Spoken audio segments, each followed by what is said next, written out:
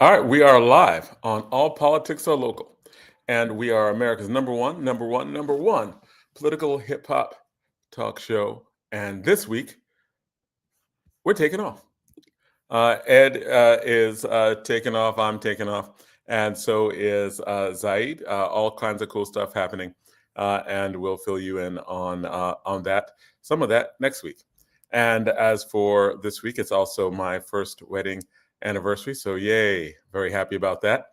A whole year of marriage, and so we're having we're. So I'm very happy to be enjoying that as well. So, but we are not going to leave you with nothing.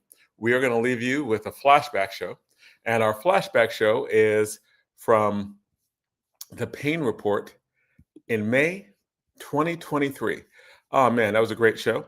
And in the first part of that show, there's Kelly Harris, and Dr. Kelly Harris from working now at UPenn, and he then was working with Seton Hall and talking about Africana Studies and what pressure it's under nationally. Looking at it 2 years ago, and looking at that interview 2 years ago, there's a lot that's he's very predictive, and it also gives us the historical trends to make this happen.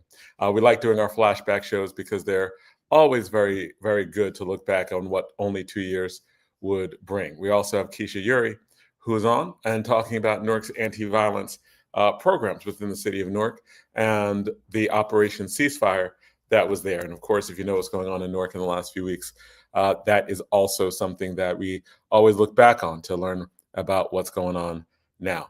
We also have the Payne Report with Congressman, our late Congressman and our friend, Donald Payne, who is on it. And he's on it with his uncle, William Payne.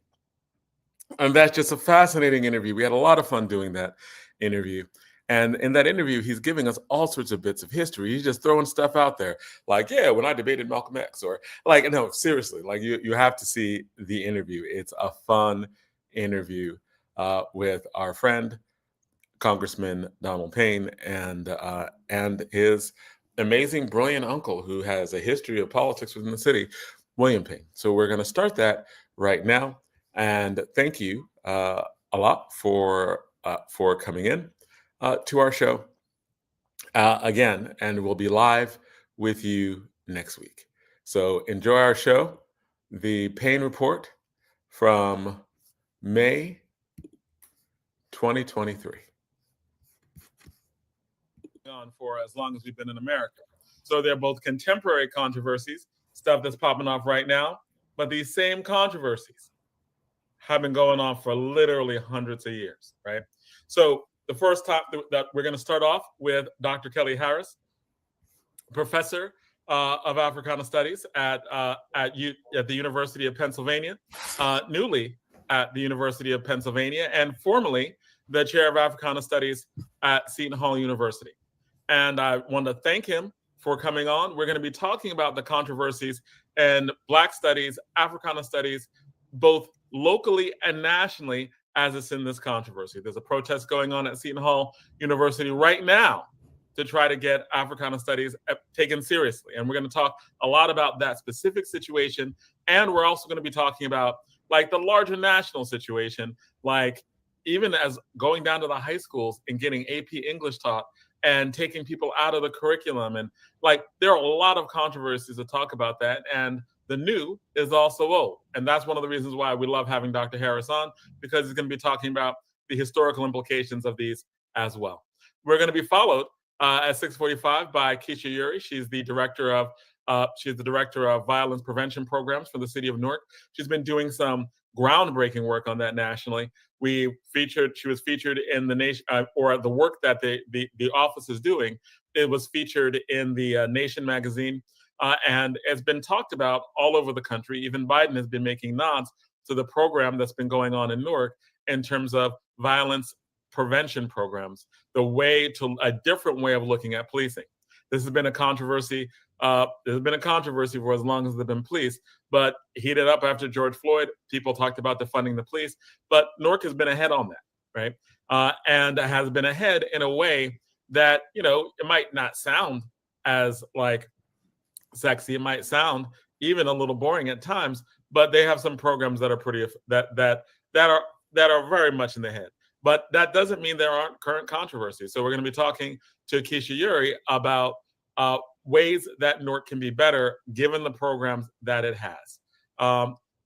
Finally, we're going to have DJ Rhino and the state of hip hop. DJ Rhino is going to be talking about AI and hip hop. That should be fun conversation coming up at 7:30.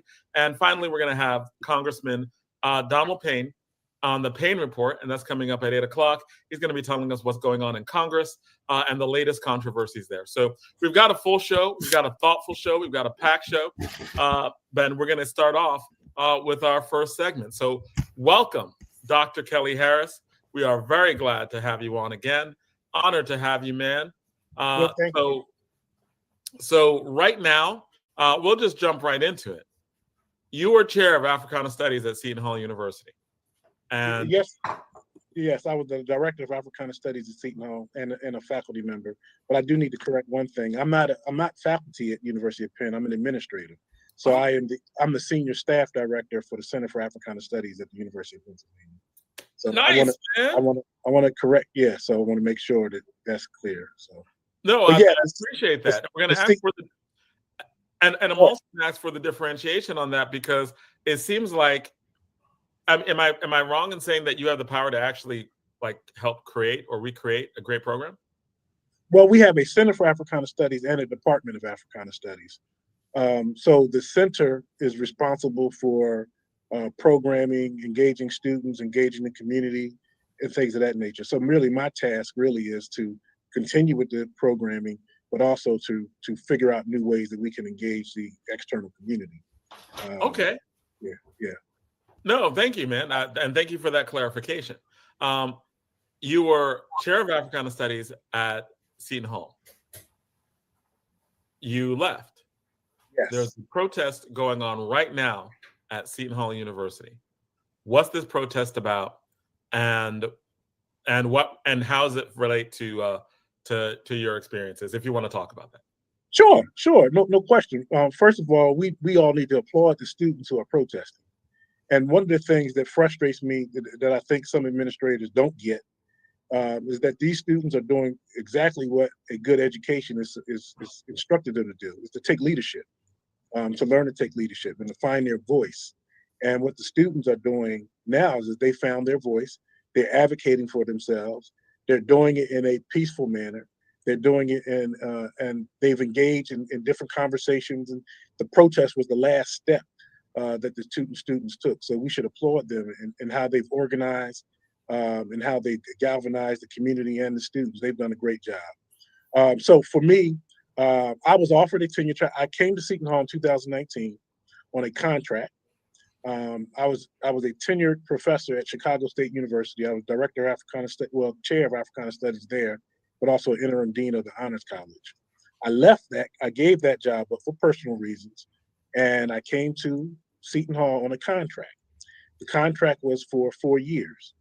My contract was coming to its end. I came in 2019, so my contract was coming to its end last semester. They offered me, they opened up for a tenure track position. They offered me a tenure track position at the assistant professor level. I didn't agree with the numbers that they had. I didn't agree with the rank. So for me, it became frustrating because the university didn't negotiate anything. And, I was always taught that, a contract, when somebody offers you a contract, that's really the first step in negotiation. And they didn't want to negotiate anything. We have a part-time adjunct there. I tried to negotiate to get him to be a full-time lecturer. They didn't want to do it. I tried to see if they add other full-time faculty. They didn't want to do it. They didn't want to commit to it. They cut every director at Seton Hall has one course release time. They didn't want to give me the one course release time. So they didn't want to do it anyway. And they didn't want to negotiate my rank. So they didn't want to do anything. And that to me was the icing on the cake. And this is the reason I left. Now, the students are protesting not simply because of the reason I left, but because Seton Hall has a history of underfunding and undersupporting Africana Studies at Seton Hall. During the 1970s, when it was first founded by Monsignor Fay, and working with the Black Student League, working with Amiri Baraka and other activists in Newark, New Jersey. They built the Black Studies program. It had 5 full-time faculty members at one point during the 1970s. We were able to give Alex Haley his first honorary doctorate. We were the first Black Studies program in the state of New Jersey. We were the leading Black Studies program in the state of New Jersey during the 1970s. But it slowly declined. They didn't replace faculty, and we were left where we were when I was there, with 1 full-time faculty member in the program. And it went from a department to a program. So you cannot build anything worthwhile with just 1 full-time faculty member. All the courses are cross-listed, which happens a lot at different universities. But the problems with that is, while my colleagues are good at what they do, and they're well-meaning and they know their stuff, Africana Studies is a discipline. And there are people trained in the discipline who can teach, who should be teaching in the discipline. And it shouldn't, and so that's what the students are advocating for. They want a fully funded department. They want faculty members, more than 1. They want 3 to 4 faculty members. They want a director that's separate from the faculty lines, so they can really build the program. That's really showing support for the program. Okay, so let me break this. Let me get this right. At Seton Hall University, in their Africana Studies program, there's only 1 full-time person. Right, and even now, yes, and even now they don't even have 1 full-time person, because I left. So Reverend Dr. Pritchett, who's wearing 100 hats at Seton Hall, he is now the interim director, in addition to being the director of the MLK Leadership Program, in addition to being a special advisor to the provost. So he's wearing 1,000,000 hats. In addition to having to teach a class, we have and we have 2 adjuncts who are teaching right now in the program. So there is no full-time faculty member currently in the program. So clearly, right, you put your money where what you value. Clearly, they don't value any level of Africana Studies. And what I think you bring to it is, what is the way that a university can show that it has no respect for the discipline, but yet still say we can offer him a job? Like, is that like a strategy? Is that a thing? Like they we offered him a tenure track position, right? But was the way in which it was offered, right? Like, they have 1 full-time person. There's no chance. Like, you're chair of Africana Studies at Seton Hall, but there's only 1 full-time person. You're chair of yourself. Like, what does that mean? So here's the gist of it. And you raise an excellent point. So people will say, well, they offered him a job. What's the problem? And there's a couple problems with that. In addition to the pay being a problem, and people will also Seton Hall will say, well, we offered him what we pay people at the assistant professor level. I disagree with that. And Seton Hall faculty are underpaid. So this is a bigger issue than just Africana Studies and what they offered me and how they support me. Seton Hall faculty are underpaid, so nobody should volunteer to say, okay, I want to be underpaid too. 2, the interdisciplinary programs, in addition to Africana Studies, are also underfunded and under supported. Women's studies, Latino studies, environmental studies, they're all undersupported. So it's a larger issue. Africana Studies really is the tip of the spear when we think about what's happening at Seton Hall, and they don't. So really, for me, having me in the position was a performative act for them. Offering me the job was a performative act for them. So really, what happens is my leaving really was better for the students. And now let me explain that. Because if I was still there, if I kept the job, the students may have been still lulled to sleep a little bit more. And they may not have protested in the way that they're doing now, because I would have been in the position. The students respect me. But the fact that I'm not there, students can really see the issues even clearer now. And so the university messed up in what they were doing. It's an easy lift. All they had to do was hire a few more faculty members and show some support, because you really cannot say you're really supporting a department or think a program is important if you don't hire faculty for the program. Like, you were a department of 1. So correct. What it's a program. It's a program. It's a program. So they moved it from department status a while ago. It's a program. So what does that mean to be like, what does it mean to be a head of a program where you're the only full-time? Like, what does it even mean? Right. So through the classes with other faculty members, for them, Seton Hall would say, well, we'll support it more when you get more majors, right? But I'll give you an example, and it's not apples to apples example, but I'm still going to give the example. I'm at University of Pennsylvania now. We have more majors at Seton Hall than we do at University of Pennsylvania, right? But we have a lot more faculty members at the University of Pennsylvania in Africana Studies than Seton Hall has. So there's a commitment to it. And not only that, the commitment is the value that Africana Studies has and the faculty has to the overall curriculum of the university, to the overall education of the students at the university, right? Seton Hall has not embraced that. Jonathan, I can't hear you on mute. Can you break down what that means, right? Like, you're saying that at UPenn, they have fewer courses. No, fewer students, fewer majors. Fewer majors. But more faculty. Fewer majors, more faculty. Mm-hmm. How does that translate into commitment? So that translates into commitment because the university is saying, one, we're confident that the program is going to build, but even beyond that, we know the value that this discipline has to our overall curriculum. And we want to expose our students to what that curriculum brings to higher education. So it is a affirmative, like they're saying, hey, we value this as an institution because we think this is important. Correct. And that came out of struggle too. Let's be clear. When we look at University of Penn, it came out of struggle. Students protesting, same thing happened at Seton Hall, same thing happened at Penn, same thing happened at Howard, same thing happened at all these universities across the country. Students and community activists and faculty members protested in the late 60s to bring Black studies into higher education. So it came out of a struggle, right? It came out of a commitment for that. And people have had to still struggle to make sure that these programs get the resources they need, get the faculty that they need, and that they're not, consistently under assault by these administrations. So Seton Hall is just going backwards. Seton Hall is going in the other direction. They've gone in the other direction from Monsignor Fay from when the program started. And they just right now, they dug their heels in, and they're just being, recalcitrant. Now, I remember Ed and being on the campus of Seton Hall in terms of at Upward Bound program, but that's where I met Ed Riley, I met Bashir Akinyele, and I seem to remember protests about Africana Studies back then. Right. Right. Right, and exactly. So here's a question I have, right?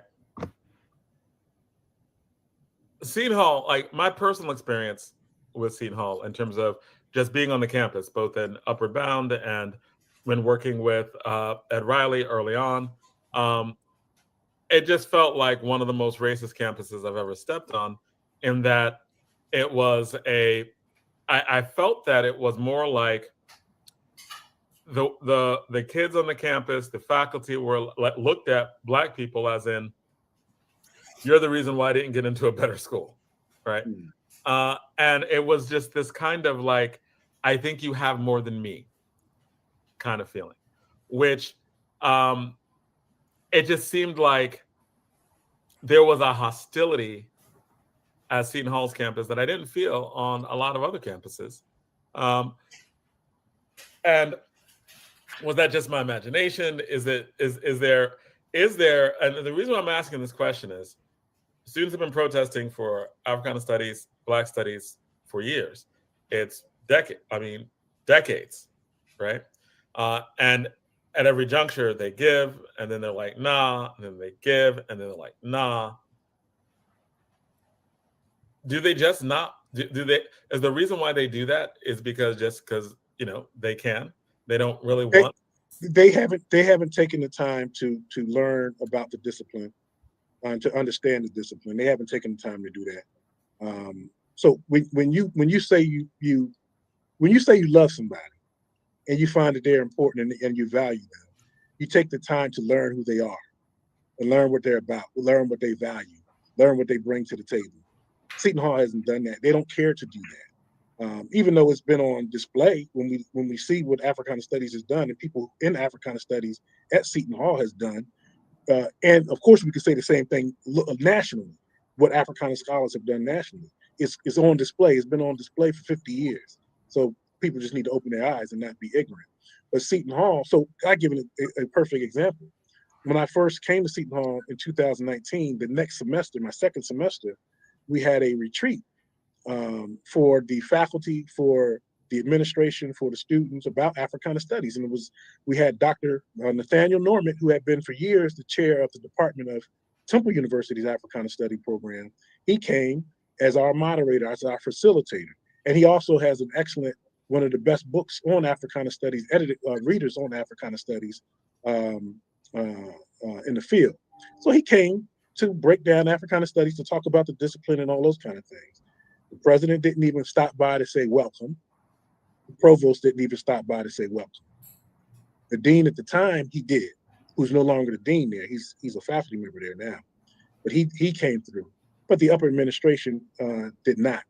And the upper administration, in terms of the provost and the president, at my time there, they never had a discussion with me about Africana Studies. Yet they talk about how important the discipline is to them and how they support it and they want to, do all these things. Not one time in my time there have they had a discussion with me, with the exception of the president when he met with some veterans of the Concern 44 movement in 2019 when we first got there. That's the only time that I ever seen him sit down. I ever been at the same table with him when Africana Studies was the issue. So I think they're fearful of it. I think that they're stuck on stereotypes about what Africana Studies is or might be. I think those stereotypes for them are sufficient for them to think they know what the discipline is. And what would be those stereotypes? Like you're saying stereotypes about Africana Studies. What are those stereotypes? What are people dealing with? I think that they think that it's not a discipline, a value discipline in the same way that a scholarly discipline in the same way that political science might be, or history might be, or clearly the natural sciences. So I think that's a part of it. I think they could put anybody in there. I don't think they think that what we research is serious work. I think they think we're activists and not scholars. I think that's a part of it. I think those things underlie it. And other things too, maybe even in terms of reverse racism and all those kind of things. So I would gather that that's probably what they think about when they think about the discipline. You said reverse racism? Like, yeah. Like I don't even understand in the context of not funding Africana Studies. Well, it is illogical. It is illogical. But see, they'll say, well, we support the program by, we give you money to bring in speakers or whatever. That's fine and dandy. But here's and it's important. But here's the deal. I'm sounding like Joe Biden now. Here's the deal.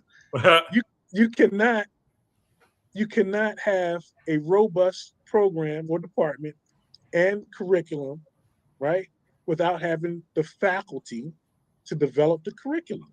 Right. The strength of the program is the curriculum that you offer. It's not in bringing in a speaker, which is important. Right. But that should be a supplement, a complement to the curriculum.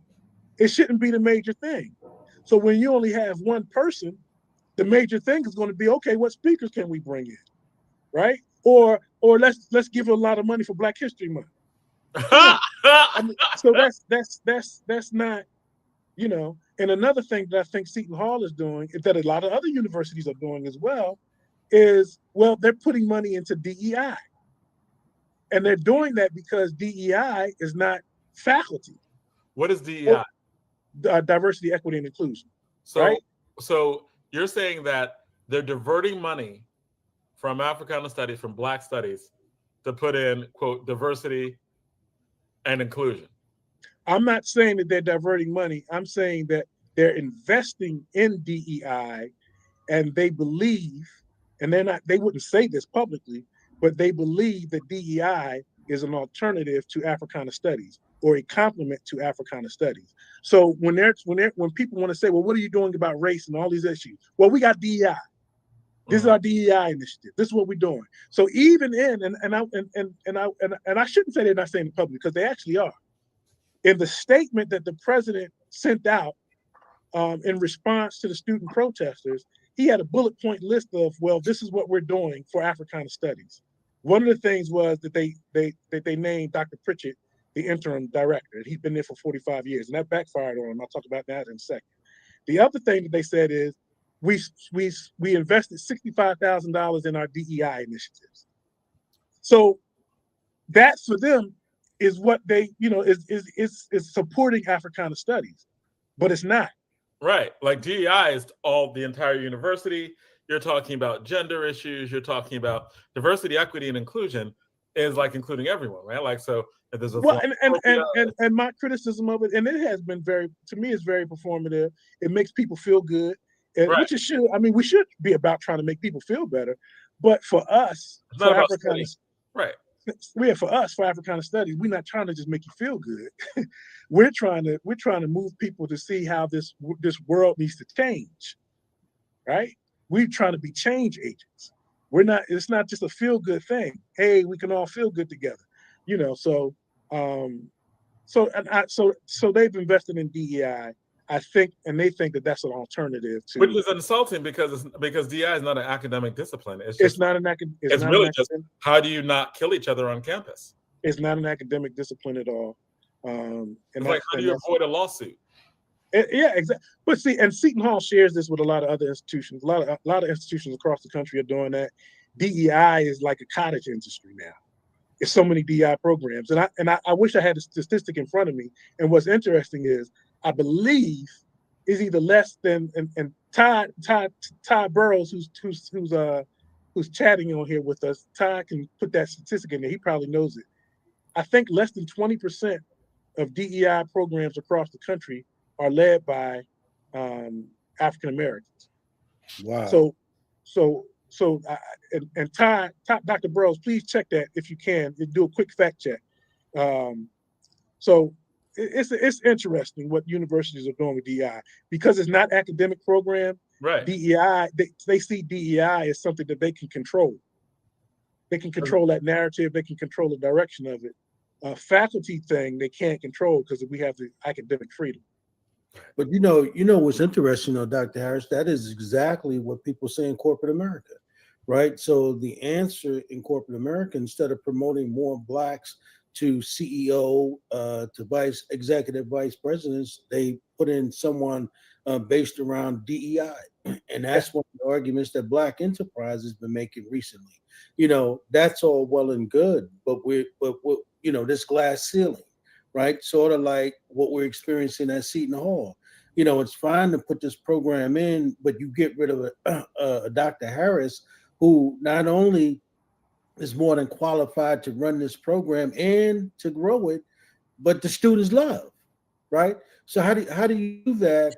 And that's the point I was making when you were here, Dr. Harris. I think that we also dropped the ball because I think that yeah, Dr. Pritchett been there 45 years, but there should have been more community pressure, right, put on this university. And even now, right, I think what the students are doing, I think we need to, the community, we need to begin to amp this up a little bit because it doesn't seem to me like Seton Hall is actually willing to move the ball down the court. It seemed like they want to do as much as they can to stall it. But you know what I'm reminded of, Jonathan and Dr. Harris? I'm reminded of Mayor Baraka having told me, and I don't know if you was on, John, when he shared the story about how when they shut the campus down at the President's Hall on Howard University because they wanted to have more Black faculty. And they did the same thing. And of course, they stayed so long that the Black president wanted to have the kids removed violently by the police, and it was of course Mayor Barry who prevented that from happening and ordered those people to meet with those students. because, as you know, these people at Seton Hall aren't even willing to meet with these students and No, discuss what's going on yeah, with them. their ultimatum is we'll meet with the students once they leave the building. You know, Wow. so that's what they're saying. But not only that. Chris, my bad, Chris. I'll get back to you, brother. So I'm sorry. The other thing is that it's interesting the example you give of Howard when Mayor Baraka was there as a student protesting. Those same issues were in 1960s when students at Howard University protested, and they took over the president's building, and they demanded a stronger curriculum, and they were threatened by the administration of having the police come in there and all that kind of stuff. So unfortunately it's the same thing. And Dr. Carr, who will be on here next week, he could definitely talk about that in even more detail. Yeah, it seemed to me, Dr. Harris, that the only way, and Jonathan is right. I mean, we were there over 30 years ago, and we were fighting for the same issues, man. And so it's just one thing after another, and when these people say, well, we're willing to talk to these students when they leave, that happened, Jonathan, too, believe it or not, with Dr. Brown, when she was at Rutgers University, and of course the great Lou Mize, when he was, when they were students at Rutgers University, when they were trying to get more Black faculty. So this Dr. Harris goes from generation to generation with us, man. And it just seemed like, and if we look politically and we look at what's happening with Santos in Florida, it just looks like they, under no circumstances are we supposed to be allowed to teach the proper, and as my brother Bashir says, the proper and factual history, right, of Black people. And if it is to be taught, they obviously don't want Black faculty to teach it. And I don't know why we continue to accept that, and we don't begin to organize in a way that we should organize in order to get it done. And I think that's why we should definitely stand with these brothers and sisters, these young people at Seton Hall, and making sure that the same thing Barry did, trying to make sure that we force this faculty up there to meet with these students and take a look at their demands and be willing to say publicly what they're really going to do, as opposed to having these private conversations where nothing get done. That's right. And I told the students, do not allow private conversation to happen. That's what the university wants to have, a private conversation with 2 to 3 representatives of the students. And the students are adamant, and I agree, and I keep telling them, do not allow that to happen. Yeah. Because we know what can happen when you get behind closed doors. But the DeSantis thing in Florida is interesting, and that we have to understand, this is what the white nationalists do. And it's a consistent thing. We saw it at the end of Reconstruction. We saw it at the as a response to migration in the Great Migration in the early 20th century. We see it at the end of the Black Power and the Civil Rights Movement. We see a white nationalist revolt during then, which they call a conservative movement, and we see it today. It's a rebellion against Black people and their allies, organizing more, not only around Black Lives Matter movement, but organizing more and protesting at Trayvon Martin's and the like. And for states who had been having these Amistad commissions, and people starting to embrace to some little bit the idea that you have to have African American history taught throughout the curriculum. And the thing is, even these white nationalists, they're fighting against something, and they don't even still don't know what it is. And we have to be clear about that. The thing about Africana Studies that we have to remind people is that it's interdisciplinary, and it's political science, it's history, it's sociology, it's social work, it's English. So we have to be clear about that. Yeah. Oh, so Jonathan, so Todd put in there, 76.1% of all chief diversity officers are white. Wow. And only 3.8% are Black or African American. Right, because like the whole concept of diversity, it's diversity, right?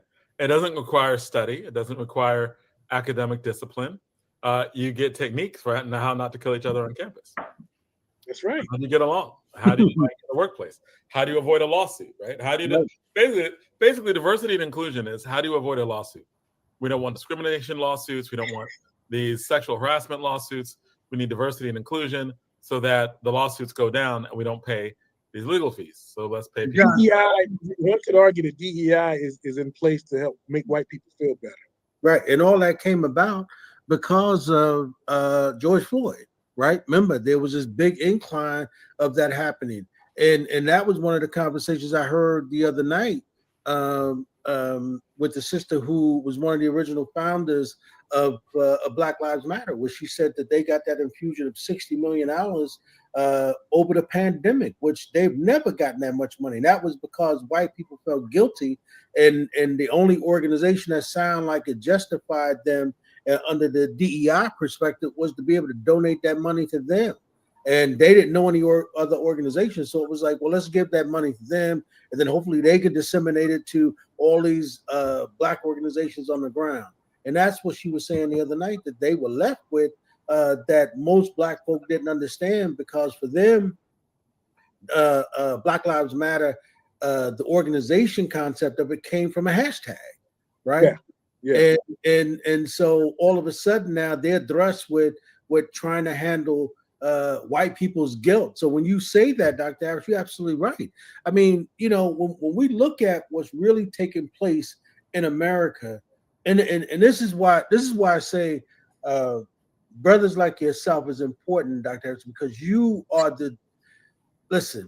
you represent this whole other generation in order to be able to continue to beat the drum for our ancestors. And I think that it's necessary for us to make sure that we're not only supporting you, but we're supporting your students, because these young kids and you already know all the changes that ever occurred in our movement has actually occurred because of young people, right? And that's why what they're doing is important. And of course, Todd put that book up there with a man when he was 19 years old, standing up and doing the fighting he was doing. So I mean, obviously, you know, I think this is a real telling moment for Seton Hall. And I think that what we've got to do, Jonathan, is we've got to begin ourselves as a media organization. What we've got to do is begin to we've got to expose that, and we've got to start telling that and embarrass this university by telling that truth. And the alumni has to be engaged. I think that's very important. And I want to put a pin on this diversity piece by saying this: Africana Studies has diversified higher education, right? And democratized higher education. And it reminds me of a scholar who just passed a few weeks ago, Dr. Robert Smith, brilliant scholar, who wrote the book. One of his most famous books is "We Have No Leaders," which gives a great piece on post-civil rights era Black politics. Robert Smith always says, and he's like a dean of Black politics, the study of Black politics in this country. Robert Smith would always say, you know, Black people had a vision of democracy that this nation, broader than what this nation intended. And we always had to be clear about that, because oftentimes Africana Studies is seen as being narrow and parochial, when we're not. And and people have to say that. Just because you say it's Black don't mean it's parochial. That's right. Don't mean it's right. We're a global people, and not only that, we deal with global issues. So it's not just a little narrow thing. So see, Dr. Harris, this is what, you know, you don't know this, but of course, this is why the reorganization that we've been doing since January, but really since February, we've been meeting, you know, once a week with local leaders and nationally with national leaders around the country and Mayor Baraka. And so people don't know this, but this is what's happening, right? So what we're saying now is that what's going to happen is we don't have a date yet, but the reorganization of the National Black Political Convention, what we're doing now is what we should have did the first time out, but we didn't. But now we're organizing with all of these local organizations around the country, over 200 of them, right? And what we're saying, and this is really the reason this level of organization is taking place, is because what we said is that we did not want to overlook these local organization leaders, right? And not have them, because what Minister Farrakhan said in 1985, he said this.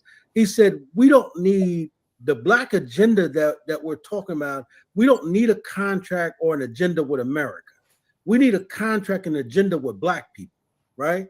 And then he said, what we need to do is to sign a contract with each other so that we don't sell each other out.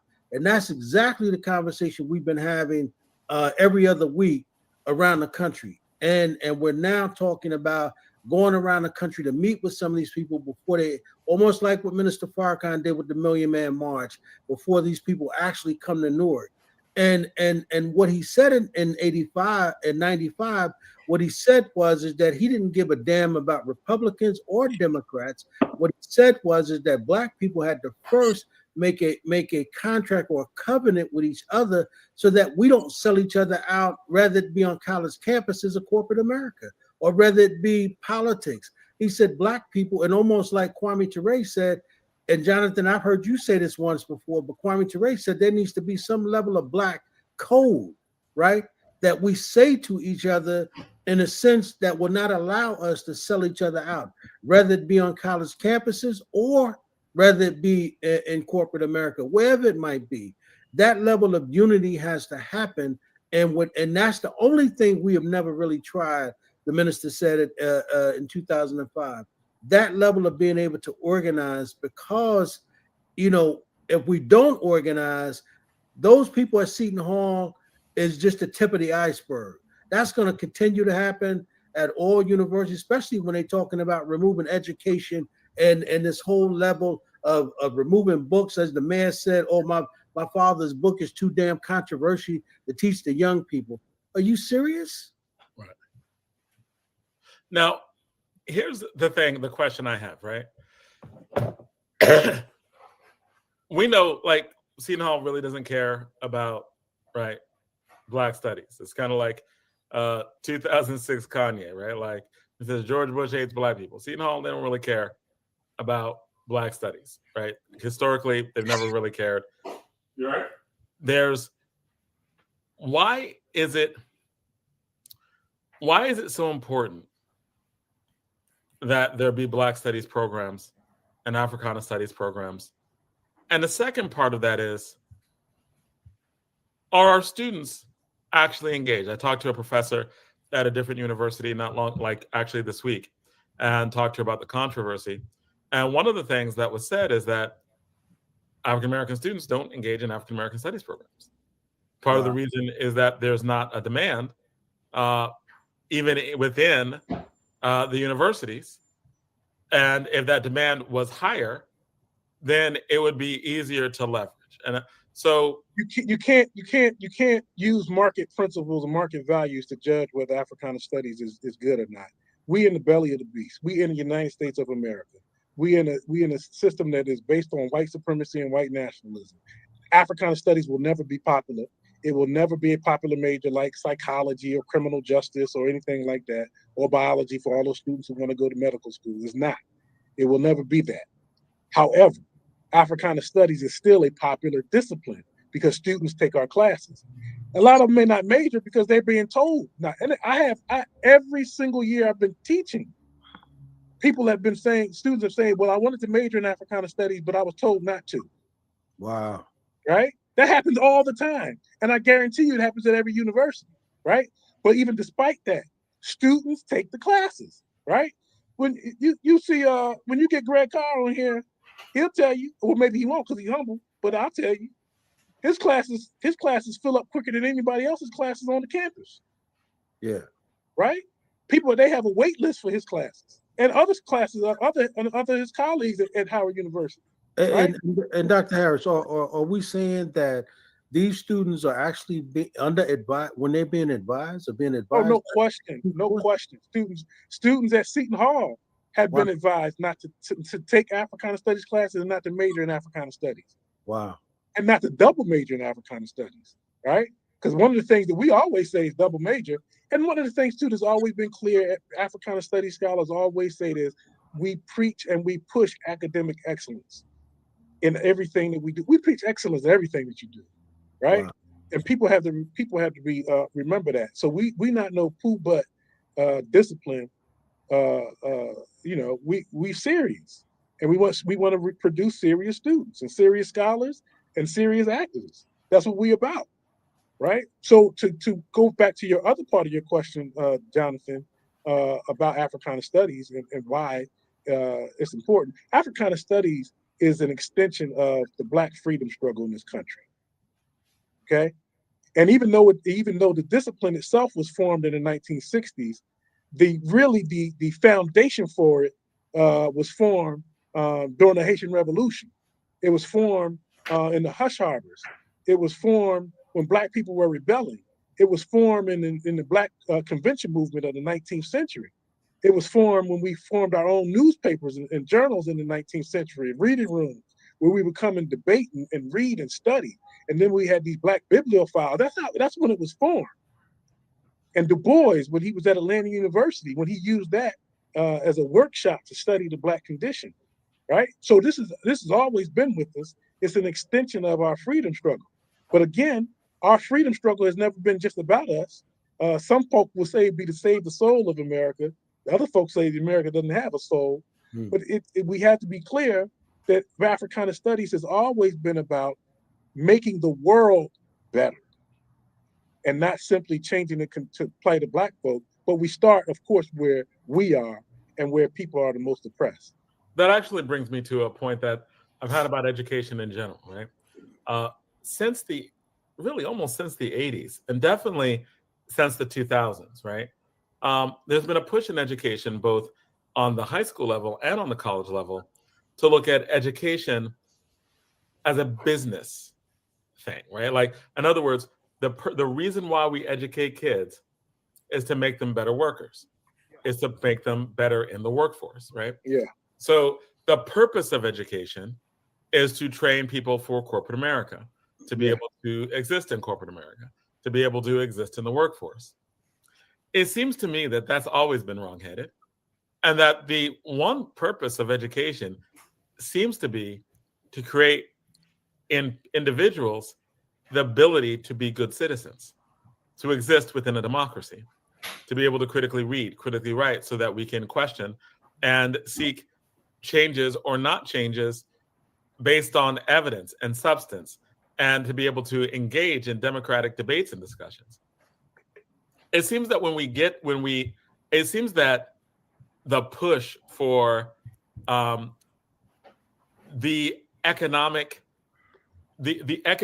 end of education undermines the point about Africana Studies, because it seems even like what you were saying is that its true justification is it actually makes us better citizens. Because when you understand African American studies, when you understand Africana Studies, you understand actual democracy, what it means, what it doesn't. You're forced to think about things critically, like the structure of society and what needs to change and what doesn't need to change, right? It seems like you're forced to deal with questions that are really the opposite of an education that just wants you to be a better corporate citizen. Well, Africana Studies is helping us to be better human beings, and at that point of democracy, as problematic as American democracy is, Black people still have improved it, have expanded it. They can thank us for that. The United States can thank Black folks for a lot of things, not just culturally, but politically, socially, a lot of things in terms of our struggle. So we have to be clear about that. But one of my mentors, Professor Mac Jones, he's a political scientist. He was the first founding president of the National Conference of Black Political Scientists in 1969. He had an article that all Black political scientists really had to read back in the day. I don't know if people still had to read. I know they still read it at Clark-Atlanta University. But the article was titled The Responsibility of Black Political Scientists to the Black Community. And in it, he argued that Black political scientists, and by extension, Black people in general who are getting an education, have a responsibility not to be a cog in the wheel of their own oppression. And that our condition in this society requires us to be subversive. And that he wrote that article back in 1970. And I would argue that it's still the case. And there's a need for us to be, and we are still continually under assault, under attack globally, and it still requires us not to be a cog in the wheel of our own oppression. So if we're teaching our students and preparing them simply to be good employees in corporate America, we're doing our people a disservice, and we're doing a disservice to the legacy of our struggle in this country. Our goal should be to transform and to change, and it should not be to simply fit in.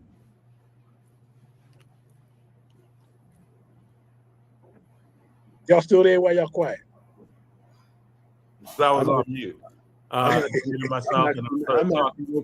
actually making a note when you said transform, because that is most certainly not the goal of white folks in America, my brother. And no question. Transform us. No, listen. Listen. In any country, the education system that they have is to maintain and expand the status quo. Any country. That's any right. country, right? So the people who in any country, not just black folk, but the people in any country where they find themselves, if they are not benefiting from the status quo, then logically their thing should be, well, that ain't our purpose of our education. Right.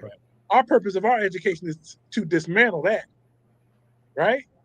And whether we dismantle it in a humane way, where we're trying to make it better for all people, or we try to dismantle it in an inhumane way where we just want to be on top, everybody else on the bottom. We've never been about that. We've never been about, just black supremacy over everybody. We're trying to transform and show the world something. And, that's what people have to understand, man. That's why I love Africana Studies. So really, and Jonathan, let me just add to that, because that's important the way he just explained it. Because remember, DeSantos and Scott are running around the country saying that this whole idea of teaching young kids or even white kids Black history represents a level of indoctrination, right? When in fact, as my brother just stated, it's never. What we're talking about teaching our people to do is actually function in a racist society, right? And one of the issues we talk about all the time with the mayor is that Black folk have never really been properly cured from 400 years of racism, and part of that is because we have never really understood from whence we come. And so, and the people who would educate us have never, and I'm talking about a lot of these white female teachers, that we talk about with Principal Capele. A lot of these white female teachers have never really been about making sure that Black folks understood their culture properly, and particularly young Black males. And that's part of the argument that we're making consistently about having Black males, one, for imagery, and then two, making sure that they understand what it is that they're teaching. And remember, Jonathan, that's the conversation we had with the mayor when he was saying down there at that school where those kids were having that trouble, he was saying, what type of education did these teachers have? And what books have they read, right, on our culture? And so therefore, how could you adequately teach young people about Black history if you yourself haven't taken any Black history courses, haven't taken any advanced courses, but yet you want to teach something surface as Dr. King, perhaps? But this is important because Dr. Harris, I don't know if you heard this, and Tim Scott repeated this. He said the reason the problem with teaching Black history to young kids, right, is because it is a level of indoctrination, but it is going to make white kids feel bad about themselves, right? Or bad about what their forebears did, what their great grandparents did, and he don't think that Black people should be a part of making white children feel bad. And so that's why we shouldn't teach African history. What has American education done to us? What is it? How has it made us feel? Right. And I think really it goes back. I think this goes back to really what you've been talking about, right? Like, if the purpose of education is to get, James Baldwin said the purpose of education is to teach us how to think about the world for ourselves, because if unless we can, because that is the only way that society will change. I think that when you're dealing with African American studies or Africana studies, the assumption behind Africana studies and African American studies is that we are analyzing how we can change, that society does need to change, that right now society has demonstrated itself in a way that has been clearly unjust for a lot of people. I think that's really what people will always object to about Africana studies, because there's a lot of scholarship behind how to analyze oppression, deal with it, and look at movements of liberation. But you have to call it liberation. You have to understand what colonialism is, what white supremacy is, right? Like, in order to know Africana studies, it literally is a threat to almost any institution it's in. In that, if it wants to continue doing the same thing in the same way, then it may be less problematic. It may be more problematic. I know we reached toward the end of this segment, Dr. Harris, and I know we're definitely going to bring you back on. But what advice would you give to the kids who are protesting right now, and to the people who support them, and to the people who may be like, I am at sometimes where I'm like, does it really matter? They don't like it. They won't want it. Why go or engage in this fight to begin with? Thank you for that question, and I'll shift, and also thank you for having me on here. Again, I enjoyed the conversation. I'm learning from the students, and I'm not saying that just to say that. The way that they've organized has been something to behold. So I think that we should listen to them and talk to them about how they organize, how they galvanize the students, how they've gotten the community engaged, how they got about 2,000 signatures on change.org for their petition. How, we can learn from them. So I think that that's very important. I can't tell them anything in terms of what they should do. We can just learn from them. My advice to them is to continue, like I say to everybody, follow, have the courage to follow your conscience. And I'm not the first person to say that. Dr. King famously said something like that, and people all the time that famously said something like that. Our ancestors, said that and did that. Sometimes doing the right thing, it's painful and it costs, but at the end of the day, benefit. I just want to add something to what he just said, Jonathan. And I was thinking about a clip someone sent me recently where Dick Gregory said, Black folks spend so much time, after Brown versus Board of Education, chasing integrating schools. And he said, what we really should have been focusing on is liberation, Jonathan, what you just said. He said, if we had liberated as Black folk, we could have created whatever schools we wanted to create. And we would have been able to solve the problems that we're currently having, right? With the level of as Dr. Carr says all the time, Black folk have such a low level of political knowledge. So therefore, we don't understand how to integrate politics into a Black way of thinking, right? And so you're right, Jonathan, when you talk about this liberation. I think that we were chasing education and integration, and now we're at this point where we're struggling to liberate ourselves, and white people are busy. The new young children of these old racist white folks from that time, their children, they're fighting because they damn sure don't want Black folk to liberate now, because we got way too many degrees and we're way too goddamn smart. Well, thank you so much, Dr. Harris. Who are you rocking with now in terms of hip hop? Well, you know what? It's interesting. My daughter's a sophomore at Howard University, and I've been training her. I've been sending her every day some old school hip hop. So getting her up on. I say, because you're not going to graduate being an adult and not appreciate and understand old school hip hop.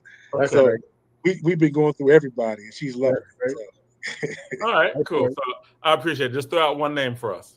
Oh, my part of town, Philadelphia, Tough Crew. That Okay. song, my part of town. That's my anthem, man. All right. Well, glad. Hey, Dr. I'm Harris, glad- I'll be in Philadelphia on Friday because we're doing a street naming in Philadelphia for James and Tume. Oh, what's today? And On the 12th? Yeah, I'll send you the flyer. I'm flying out. I'm flying out Friday night to see man. my mother for Mother's Day for my mother-in-law. I'll be We're in doing it in the Chicago. morning. We're doing it Friday morning. Okay, I'll be there then. I'll be there.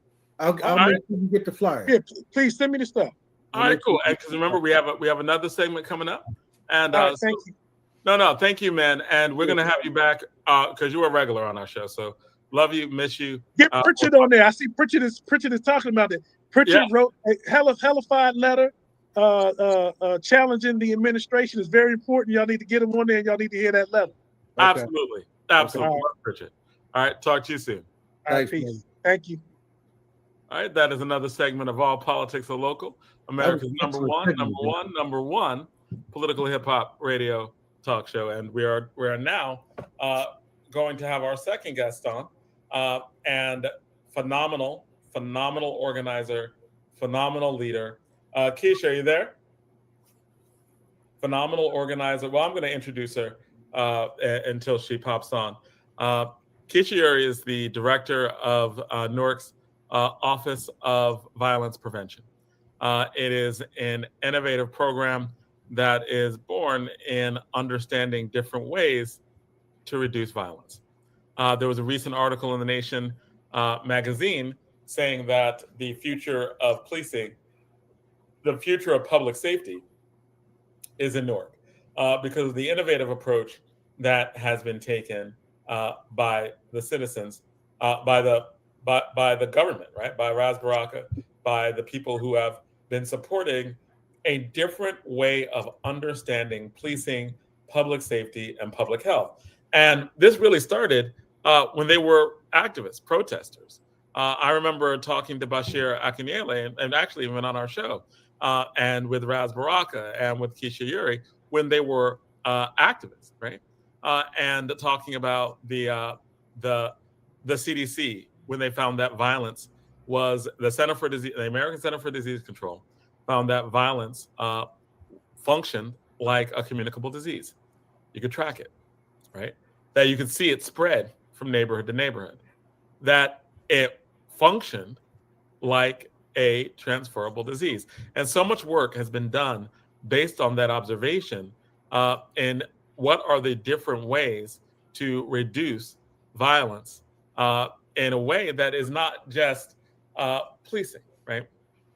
Ed, you brought to my attention a video of this at the city council meeting. You were at the city council meeting. And can you tell us about that, what you heard and what a lot of people were talking about? Keesha, you're back. Yes. All right, cool. So Keesha, how are you? You look great. Thank you so much. I'm doing well. I am just leaving the balloon release for our beloved shot and killed as a result of violence. So yes, are you there? Are you there? I'm here, and I'm just having a little bit of technical difficulties with my sound. Can you hear me okay? We can hear you great. You sound great. Loud and clear. Okay. All right. So this has been, so you are the director of the. And by the way, Jonathan, before she started, I just want to add when Keesha was actually an undergrad, what the mayor was talking about early on before he actually got elected, he was, to city council, he was talking about then, violence being a public health emergency, right? And nobody wanted to hear it then, right? And now people are buying in because it is actually a success. And that's due to the hard work of Keesha Eure and the work she's put in on the ground, not only as a leader, but really her community activism, on the ground before anybody knew who this young sister was. Right. Yeah, they're giving her accolades now, but they really don't know her past. They really don't know her journey. right? And so, you can give her that, and that's why every time she come on, I'm always going to say, I don't think they pay her enough money. I'm advocating for a bigger paycheck. No, absolutely, right? Because the work that you do is groundbreaking, and it is needed, because it is looking at different ways to deal with violence. Now, this has been a tough week, and in terms of violence in the city of Newark, and that's where you're leaving right now, right? Right.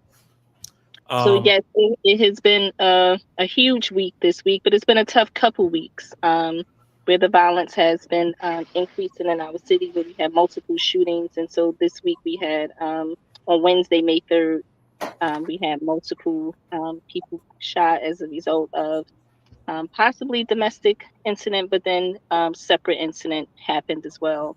And many of us know that a young football player in our city, 8-year-old, was shot. Zamir is his name. And so we are just leaving a balloon release with the family.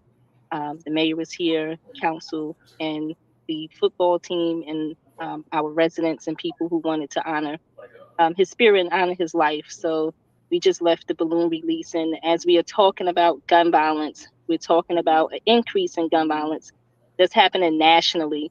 And how do we combat that? How do we look at that? How do we prevent, intervene, and treat violence in our community, beyond just having more police and more law enforcement? Is ultimately the conversation. How do we heal our communities? How do we understand that crime and violence creates trauma in our communities? And what do we do about it? And how do we approach it from a public health place? That becomes even more, that becomes a profound question this week. And how do you start to look for, like, you've done a lot of work, you've done more work, you are a leader in the United States in the work that you do, right? I have incredible amounts of respect for the intensity and the work that you've done on this week. How do you look at solutions? Like, as in, how is it that things like this could be prevented based on the way that you're reading it? And is the issue not necessarily preventing the incident, but preventing its spread? How do you even process what went on in these last 2 weeks based on the work that you do?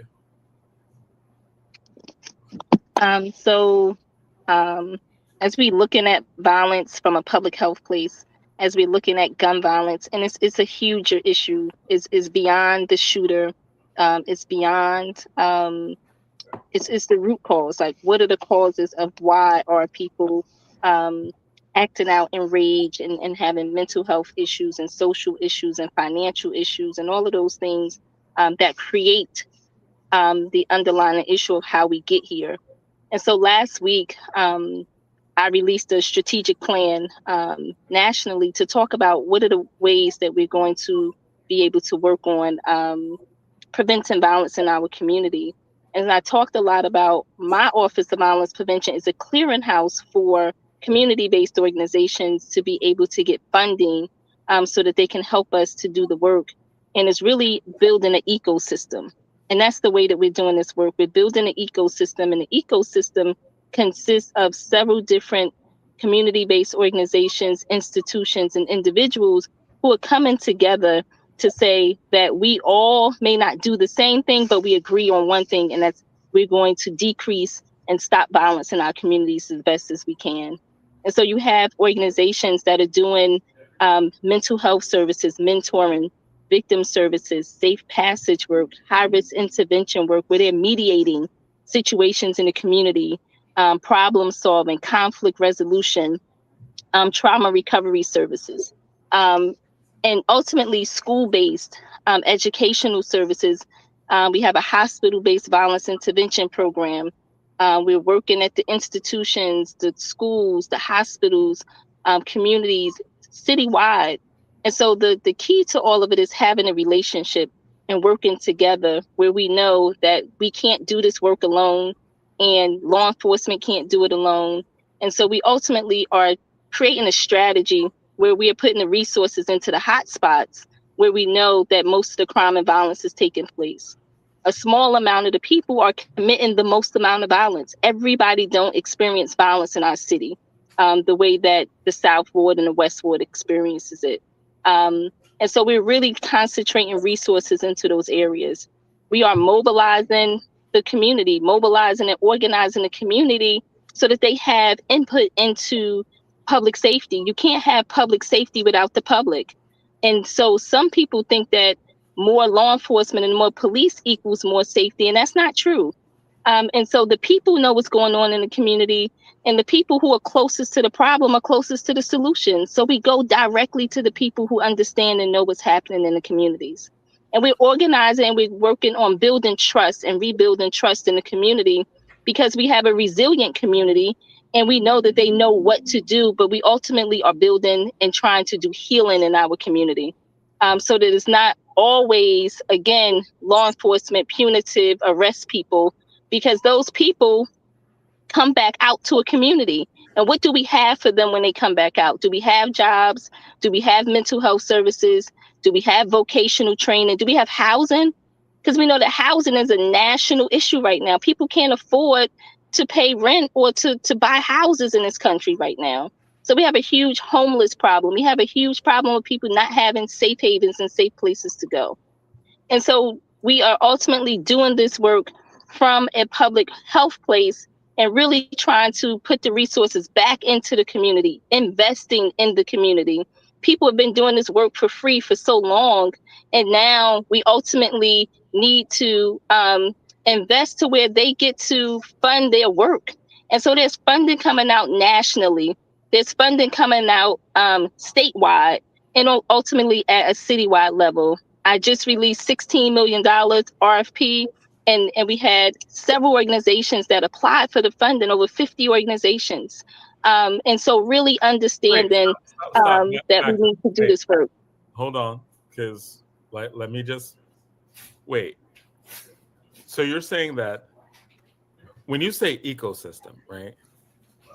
You mean that there literally has to be grassroots movements of different organizations that are on the ground that are actually going to engage in alleviating some of these root causes.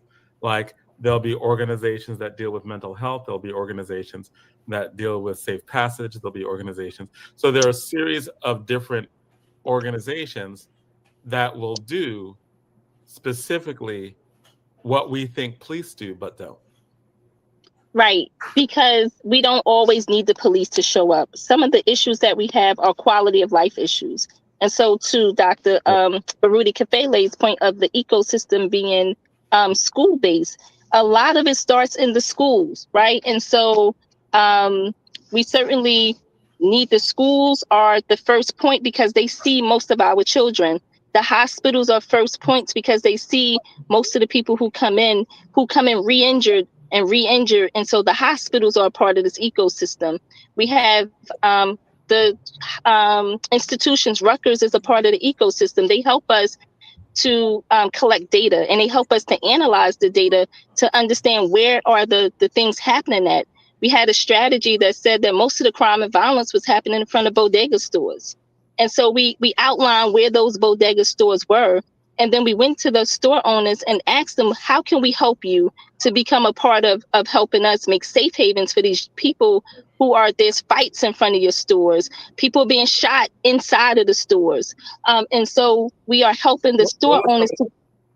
What were some of the things that were done specifically on that? That was a big issue with bodega owners and people getting and violence in front of them. What were some of the specific solutions there? So we asking the store owners that when these young people are here and you see that they are afraid or something is happening, to allow them to come into your store and call their parents so their parents can come and pick them up from your stores. And ultimately, we helping them get cameras inside their stores and outside their stores, and for them to be able to put posters and information in their windows so that we can have resources and people know the information, what to look for, where to go to get help. Because a lot of times people don't know that their help is out there. And so we're making the store owners accountable for being a business in the community, but for them to also create safe havens in their stores and not just watch these things happen right in front of their stores and outside of their stores. So we're offering them help and resources to get cameras and whatever else they need in order to make their businesses safe. And it's interesting because that makes those businesses themselves safe, because there were shop owners who, like in recent years, were killed by gun violence that was going on outside. So this is something that helps keep them safe as well. And that's what you mean by ecosystem, right? Like, as in, you said there was $16 million that was just released for really trying to cement this ecosystem. How big a deal was that? Can you explain more about that? Well, it's huge because nationally there are offices of violence prevention that exist, neighborhood services that exist. And so many of them are trying to figure out what to do and how to resource and fund their community organizations. And so we are using $16 million. Last year, I put out $1 million and just trying to see what the community organizations need. And we helped them build capacity. We did boot camps to help them learn how to write their applications to be able to get funding. Many of them are doing great work, but they don't have the capacity and the funding to be able to carry the work out. And so we're trying to help build, we're doing training and technical assistance for those organizations for them to be able to do the work they want to do. And those are in-home services. People have businesses or in-home support for mental health, emotional health, social skills. They're teaching life skills. They're doing trauma recovery work, arts and culture, school-based programs, after-school programs, knowledge of self programs, educational programs for our young people or adults who have aged out or underage, overcredited or undercredited. And we know due to COVID, many of them have dropped out of school and we don't know where they are. So we're trying to get them back into some educational programs.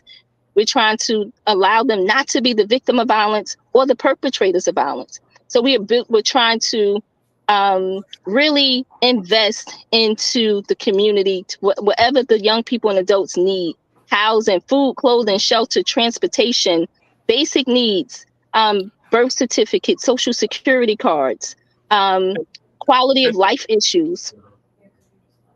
I was going to say, like, what you're describing is amazing, because it's like you are literally funding a lot of small nonprofits that are community-based, as in come from the community.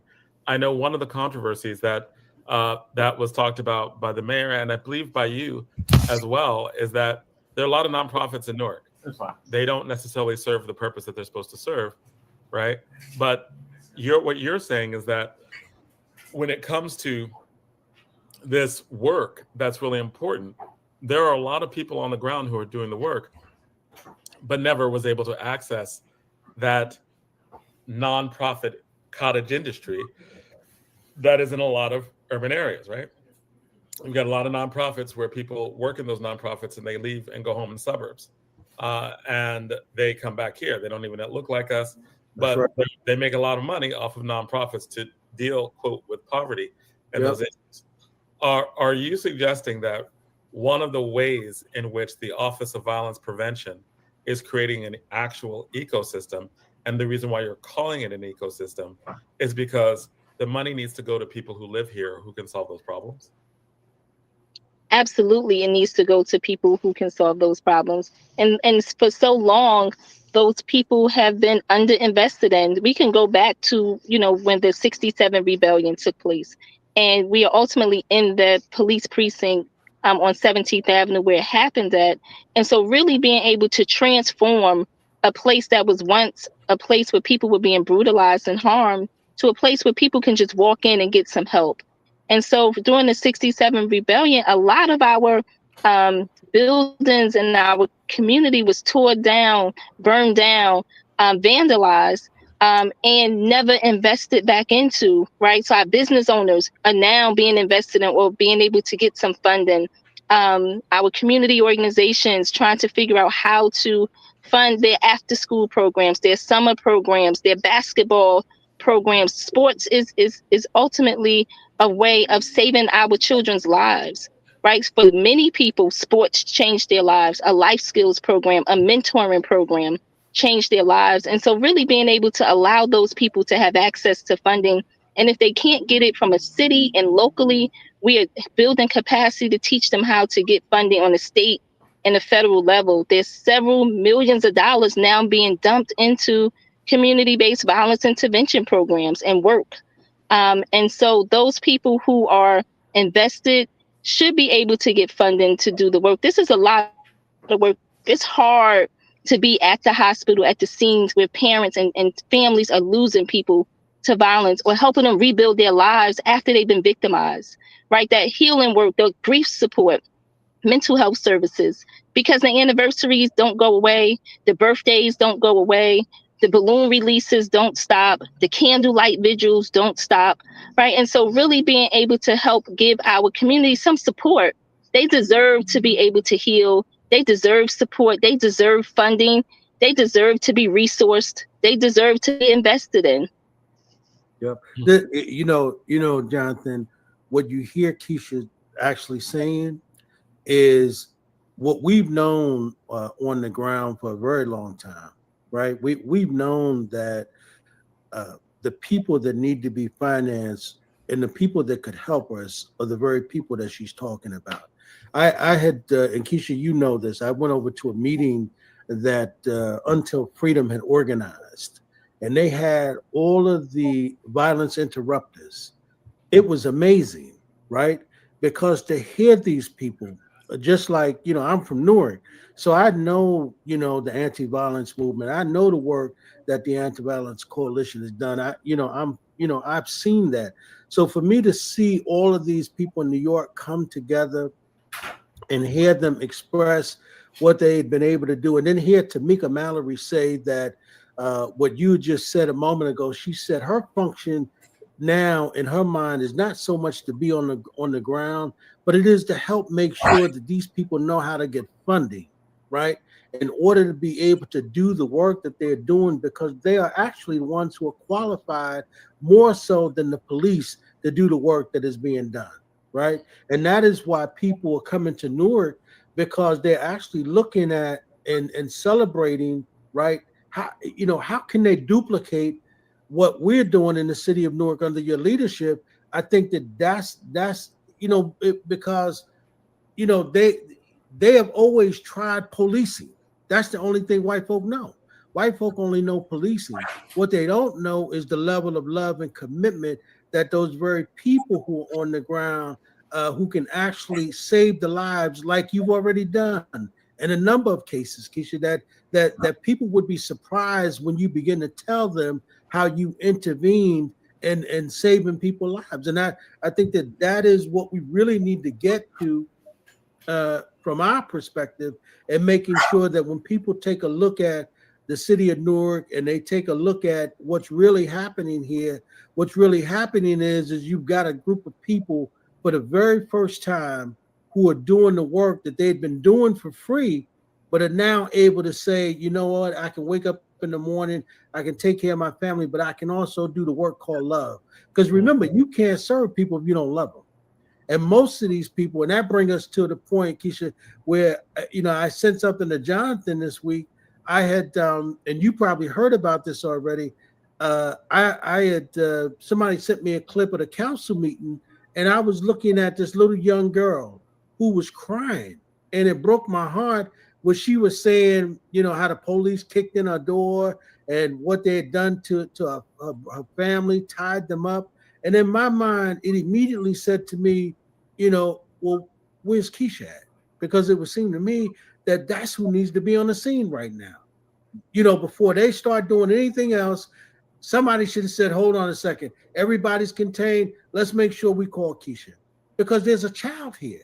And I heard the man at press conference this week, he said there's nothing more precious than our children. Right? And that in my mind is the work I see being done. And Keesha, to speak directly to that, you mentioned a lot of programs. I wanted to talk about the interrupters, and in the case that Ed's talking about, the safe surrender, right? Like, because I don't think a lot of people, like when you mention programs, often there are a lot of them. There are a lot of people doing a lot of good work. But every time we come on the show, I'm like, highlight this, right? Talk about it. Because people don't understand why it's important. So Ed's talking about this little girl who traumatized by the, a warrant being executed,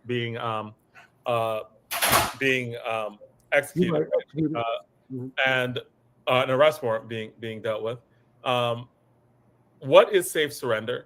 How does it deal with situations like that? So as we're talking about different, alternatives to traditional policing, where we ultimately get to do a safe surrender. So I have social workers that work for me. So we have social workers, we have outreach workers, we have victim advocates, and our social workers are there to be able to help people to be able to reduce anxiety and harm, because we know that there's been a lack of trust in our communities around law enforcement. Yep. And that's a national issue that we've had. We had a consent decree before, right? And so the social workers, we have social workers in each of the police precincts. And on the wall, it says a social worker available upon request in each precinct. And with that, it gives people an option to be able to have someone else that they can speak to and talk to. If they want to file a complaint and different things, then we help them to do that. And so with the Safe Surrender program that we have, it's community-based, right? It's community-led. It's not law enforcement-led, where we're trying to reduce harm and trauma that people have, because we know that when the police come and they knock at the door or they kick in the doors in to serve a warrant or to do a raid or whatever it is that they're doing, that everyone becomes a casualty. And that's not fair. Right. And so if our young people, our grandmothers, our mothers have to be subjected to that, where they're being put in handcuffs or the straps or whatever it is, I just think that there's a better way to be able to do that. And so I've surrendered people who had warrants, and it was their choice. And I helped them to be able to go in, and we use community-based organizations to do it, or some of our faith-based organizations, churches, mosques, are a part of this strategy, where we call them and to say, hey, we have a person, they want to surrender themselves. Can you meet us there at 3:00 or whatever time we can meet to do the surrender?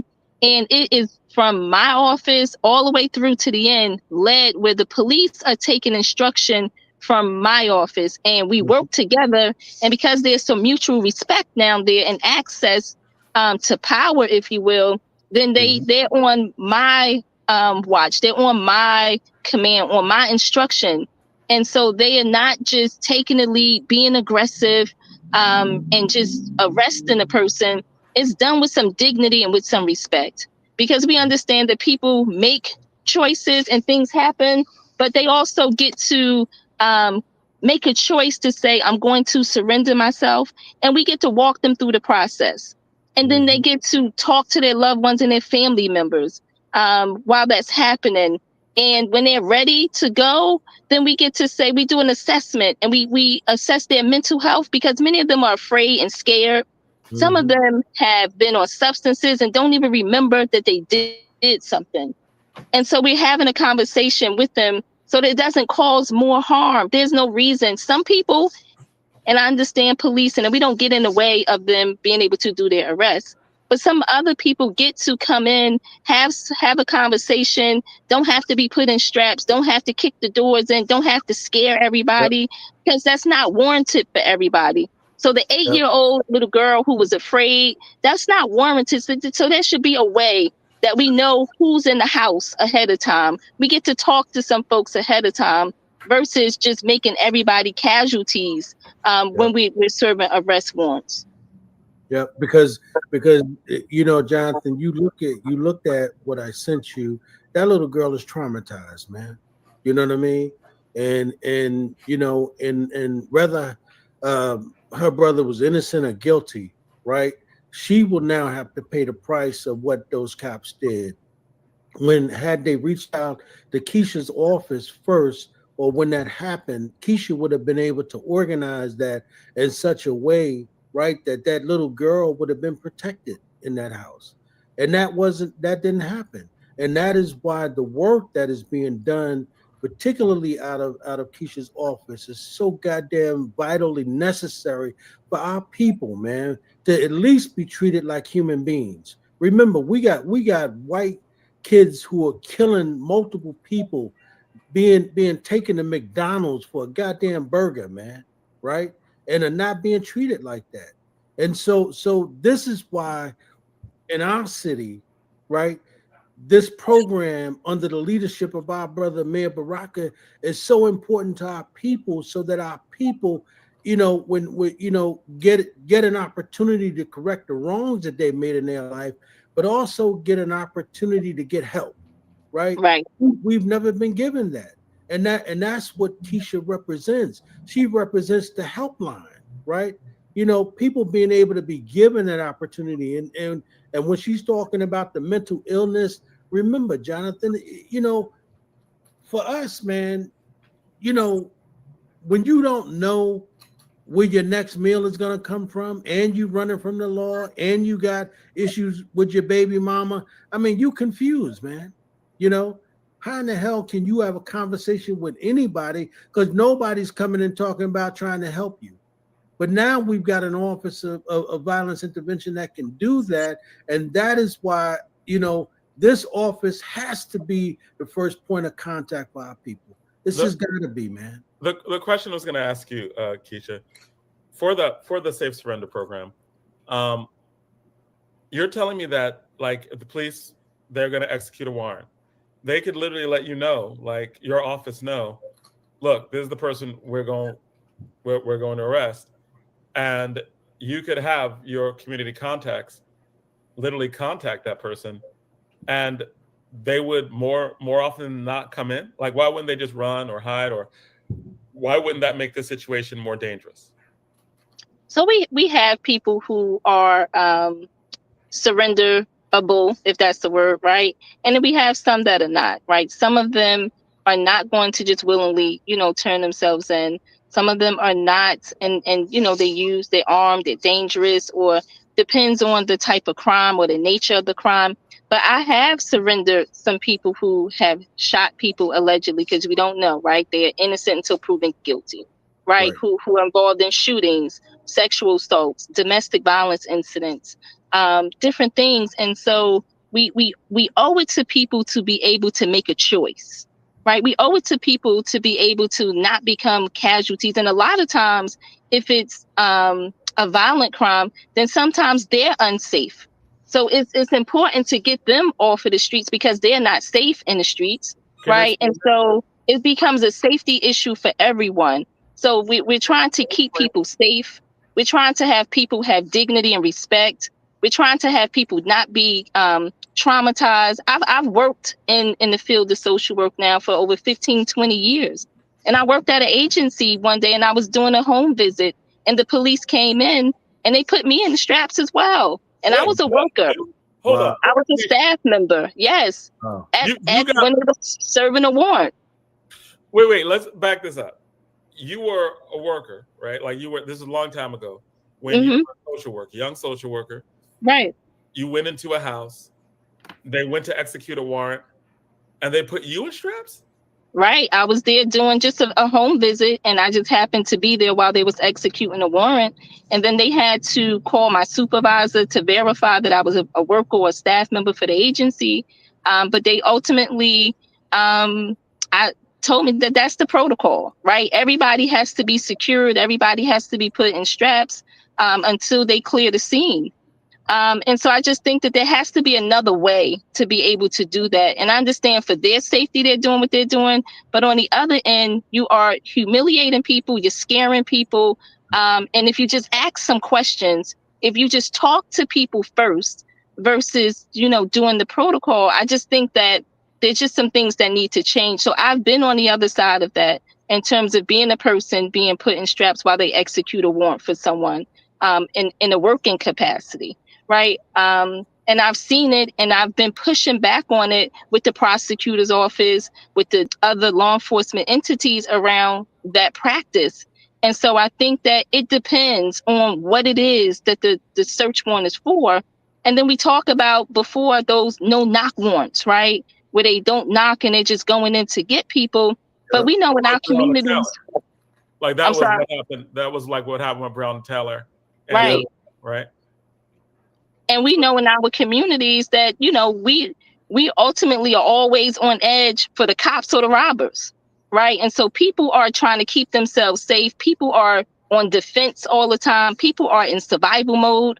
And I just think that if we have a better way of approaching some of these things, then we can mitigate some of the harm that we cause that's long lasting. The effects are long lasting.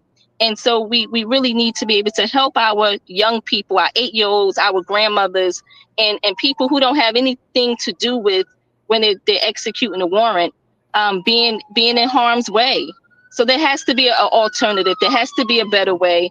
We do a safe surrender for people who want to come in, or the family members will call and say, hey, there's a warrant for my uncle, my cousin, my son, my granddaughter, or whoever it is, or the people themselves know that there's warrants for them. And so we work with some of our community partners as well, some of our local street folks who, sometimes have people that they want to, surrender or bring in. And we do it in a way that is led by us, led by the community, where we take the lead on it and we make sure that the person is safe from start to finish. And it's done with dignity, it's done with respect, it's done with humanity. They get to kiss their babies before they are, taken away. The police talk to them. They read them their rights. They give them some options and alternatives. They allow them to, write their phone numbers down. And if we're in a house of worship, they get to have prayer before they're taken away. And the family gets to see them off and know that they were safe and they were untouched when they left. Right. And so it has to be about safety. It has to be about protecting people's rights. It has to be about not causing harm, more harm on top of harm, or more trauma on top of trauma. The person is already afraid and scared. And there's alternatives to being able to surrender people without it having to be so aggressive, where we don't traumatize our young people. And when we do the safe surrender, the children are not present when we do it. We ask the parents to take the children away during that time, and they're not put in handcuffs publicly. So you're literally talking about a situation that recognizes everybody's dignity, right? The dignity of the family, the dignity of the perpetrator, the dignity of not victimizing more people based on more trauma, right? Right. Like it seems like that whole. It seems like if people actually have a choice, that because people often don't surrender because they're scared of just getting beaten by the police. They don't know how they're going to be treated when they get in there. Like very few people will walk in by themselves to a police precinct if you have a warrant, right? Because you don't know how you're going to be treated. There's not an incentive to surrender if you do not know how you're going to be treated when that happens. The other part that, just for clarification, when people get warrants, they already know it, right? Like, in other words, they know they have warrants out. Yes, most times they do, because by the time they find out, a lot of times the police have gone to several places looking for them already. Okay. And so they'll know that, they're looking for them, or that they have a warrant. Or if they don't know, then we can help them to check and confirm if the warrant is active or not. And in some cases, Jonathan, you don't know.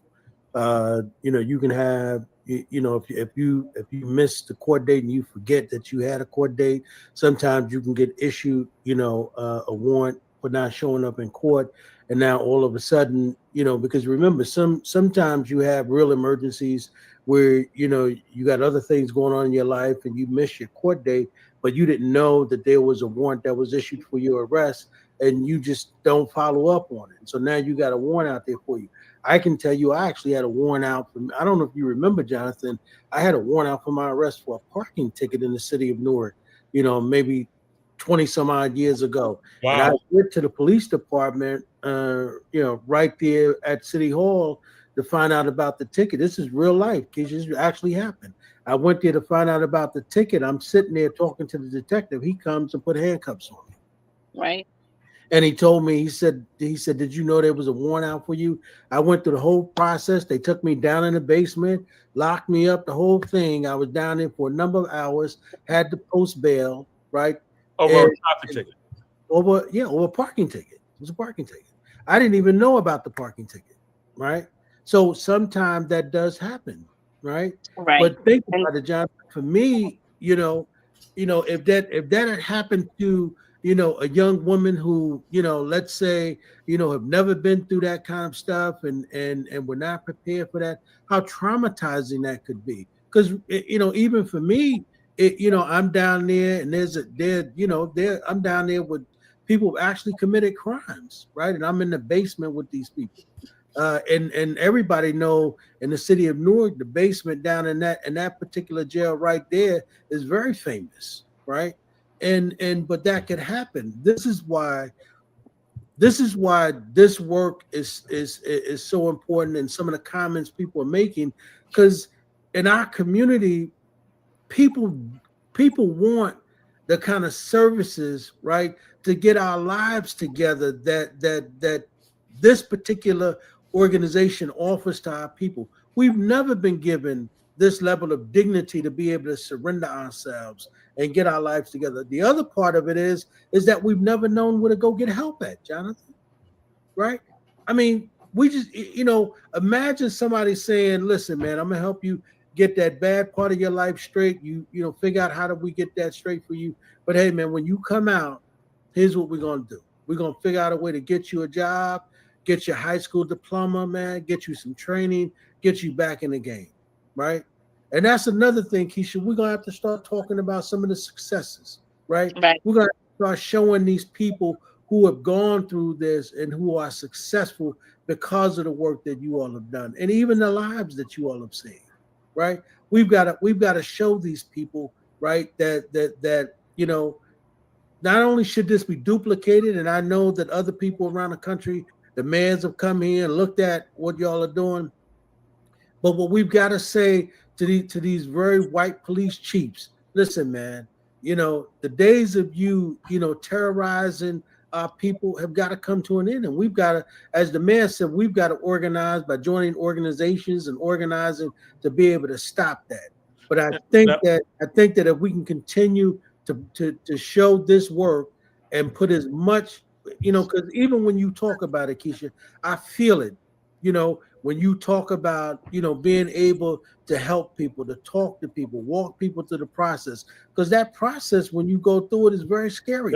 Most people are mean. Right? They mistreat you in that process. They talk to you very, very demeaningly in that process.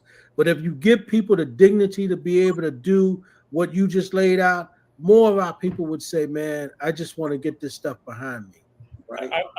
I was going to ask you about how the office, because you're public health, right? And Right. you work with public safety, which is policing. I know that Patterson also has a similar setup. They have the Patterson Healing Collective, which deals with public health, and the police deal with public safety. I would, just from an outside observing perspective, based on what happened with the young anti-violence worker who was murdered, who was killed, right, by the police. It seemed like they worked together, but they didn't have a good relationship.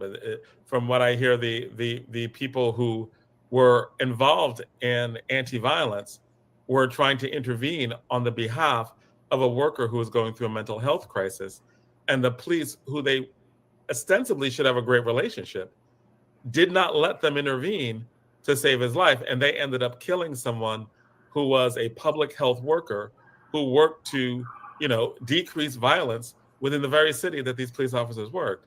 What are the challenges with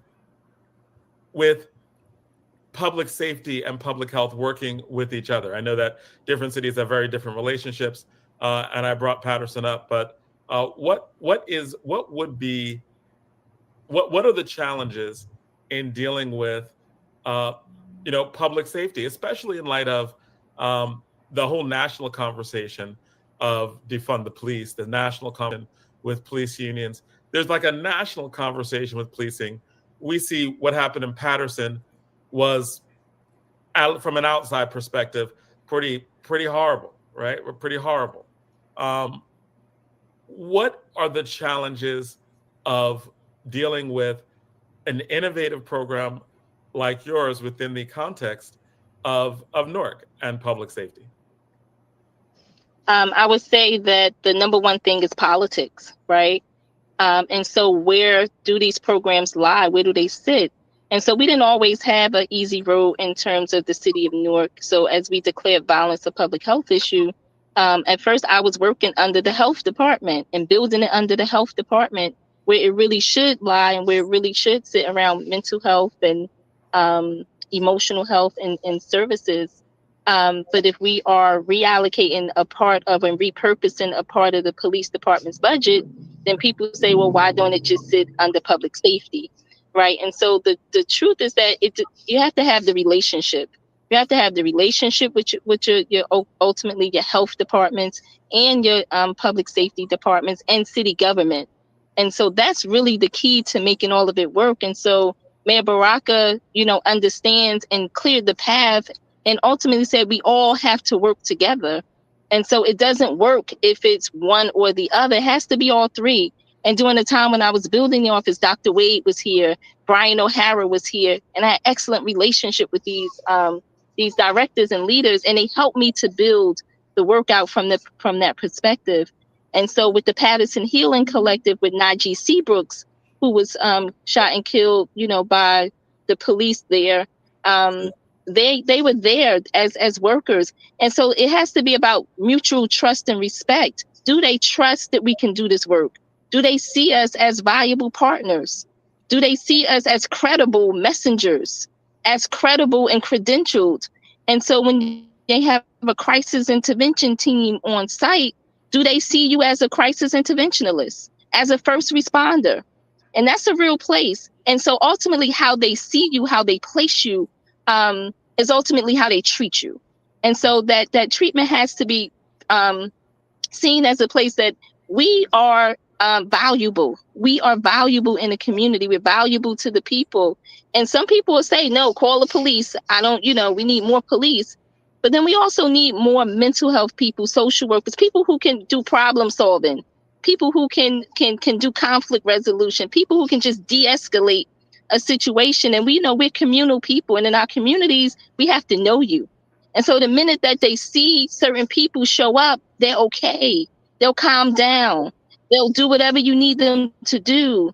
And so we know that the law enforcement EMS is very scary to people who have mental health issues, because they have issues around, I don't want to go to the hospital, I don't want to go to jail, I don't want to be locked away, I don't want to be locked up. And so it escalates the situation.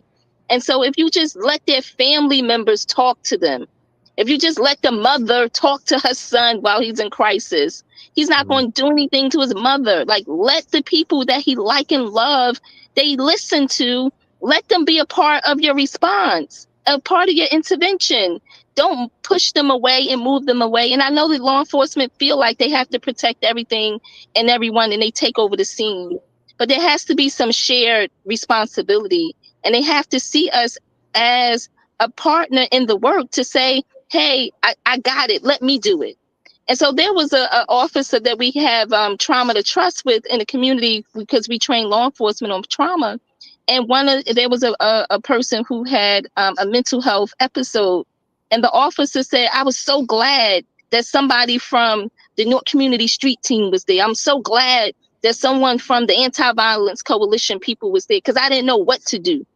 And so once the person came back too, they said, oh, I'm so glad that you was in that trauma to trust class, because you probably would have shot me not knowing what to do. And so when you have law enforcement community in the same rooms together, and they speak the same language, they have the same training, they are engaged and they understand each other's work, you can go to a call. And if it's a suicide call, I can say, let me go in first. I got it. And I just need you to stand by. and bring the person out. We're going to put them in the ambulance and we're going to get them to the hospital. And you trust that I can do it as a clinician, as a person in the community, as a credible messenger, as a resident, as a family member, but I understand that there's safety precautions, but we just have to be involved in it. You can't take over the scene, and then the people who are there that could have helped save Najee Seabrook's life was right there, and they feel helpless and hopeless that they weren't able to help save his life. And so we have to share this work. We have to share and know who's better suited to be able to do certain things. And trust has to be there. And so politics and trust is at the root of all of where these offices sit, where the funding comes from, how it's respected, how it's looked at.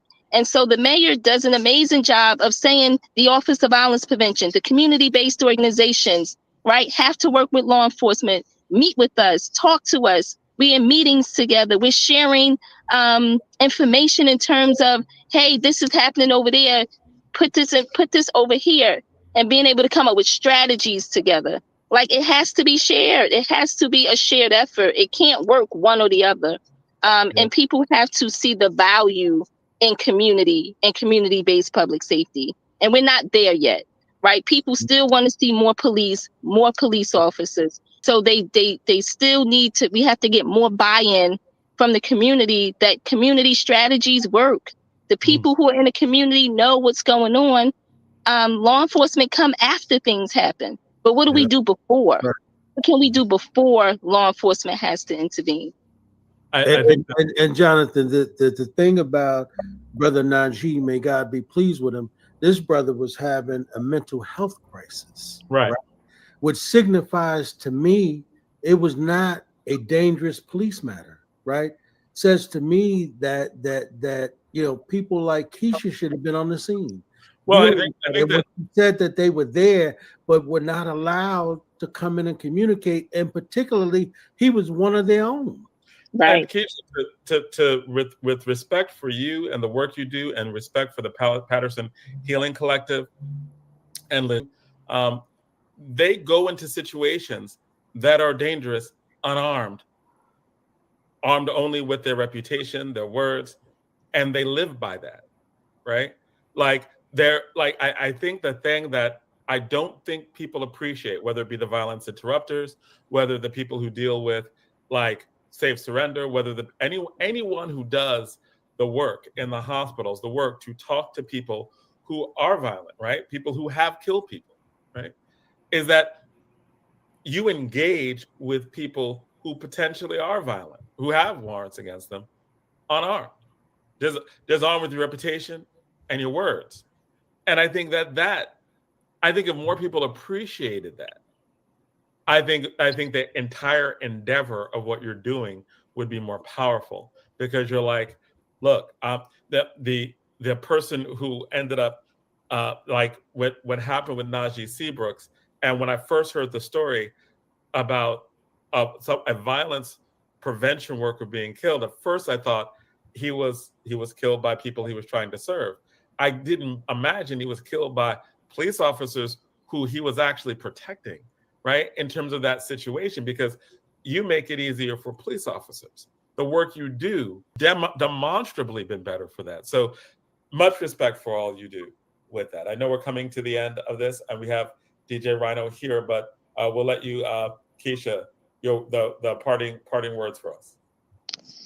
Thank you so much for having me on once again. It's so much to be said and so much work to do.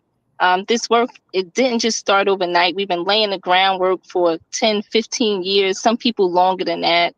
And I think that if we would have known now what we known then, what we know now, we would be so much further along. So we're really trying to pull this work together. We're trying to professionalize the work. We're trying to make sure there's enough funding to sustain the work. We're trying to be able to build a culture that says that we're needed and we're necessary in the community, because people depend on us and people love us and people need us to be able to have an alternative and a different approach to public safety. We get to be the community-based public safety side, and we get to have and do that with dignity, respect, and love. And a lot of people say, oh, you do this to love. Yeah, that's the only place you can do it from. When you love your people, you love the community, you love the mission, and you know the assignment, then you show that every time you show up for people at their doorsteps, at the hospitals. And sometimes people just need food, clothing, shelter, somebody to just listen to them, somebody to tell them where to go, somebody to take them there, right? And so we really need to understand that this work is community-based. This work is based on really knowing the harm that's happened in our communities for 10, 20, 30 years. We're talking 60s, 70s, and we're talking hundreds of years. Let's just talk about the generational trauma that we've experienced. Let's talk about that we've experienced in this country for years, right? And so it trickles down, and this is just the microcosm of the work that needs to be done. But this work is happening nationally. There's several cities that have offices of violence preventions. We're building ours very different and innovative and creative based on the needs of our city. We know that we have a city that's rooted in spirit and activism. And even the people that don't agree with us, right? Still the people out there helping people, even when you don't have same ideology. But we know that people need to be cared for, nurtured. And when they're harmed, we get to support them in their harm. When they have trauma, we get to help them with recovery. And recovery may take a long time. We get to go to court with them. We get to go to different places to help them to mitigate their situations. Law enforcement is not doing that. That's not their job. But it is our job to be able to help people to heal from their trauma, traumatic experiences. The community is harmed when we lose people to violence, when they are running from bullets or domestic violence and sexual violence that we don't even talk about. Right. And so there has to be alternatives. There has to be a different way, and we have to invest in it. And so my office is the clearinghouse to help us to invest in it, to professionalize it, to formalize it, to organize it, to mobilize it. And while we're not perfect, we're certainly trying daily to be able to help the people in the community the best way that we can, and to model this nationally for other cities to know that it's possible to be able to do as we build this ecosystem. You know, Jonathan, what Keesha just said, anybody who knows the Bible says the most dominant thing of all is love, right? The most dominant, you could have everything else. The Bible says you could speak in tongues, you could have all the money in the world, but the Bible says the most prominent thing is love. And what Black people have never had, right, is love. Right? We've never had that from each other. We've never had that from our own families, and that's why when she show up and she's talking about offering them love, right, they're willing to follow that. And I want to call Keesha Miss Love tonight, and I appreciate you, Queen. And thank you so much. We're going to have you back soon. Thank you for the contacts from earlier. We're trying to work on a really good presentation that I think is going to happen. That I think will be a conversation that everyone should really see. So thank you, Keesha, for that as well. We've been running over time so much. I'm not even going to ask the question. Just Keesha, call out the hip hop artist that you listen to. Okay, she must have already dropped off. All right, but DJ Rhino, are you there? I'm still here, DJ Rhino. My answer is going to always be Tupac Shakur. It's never going to change. Okay. Always, always, always. Well, thank you so much, and love you much. Thank you, and thank you. Hey, Rhino. So how are you, man? Peace. Y'all can hear me? Yes, we can. Yeah, what's going on, brothers? Not much, man. Just having some good conversations. One last. I know that's a big piece to follow, my brother. But it's you, man. Coming on last. Well, I mean, it's not last today because I know we got the congressman coming on, but usually I come on at 8:30.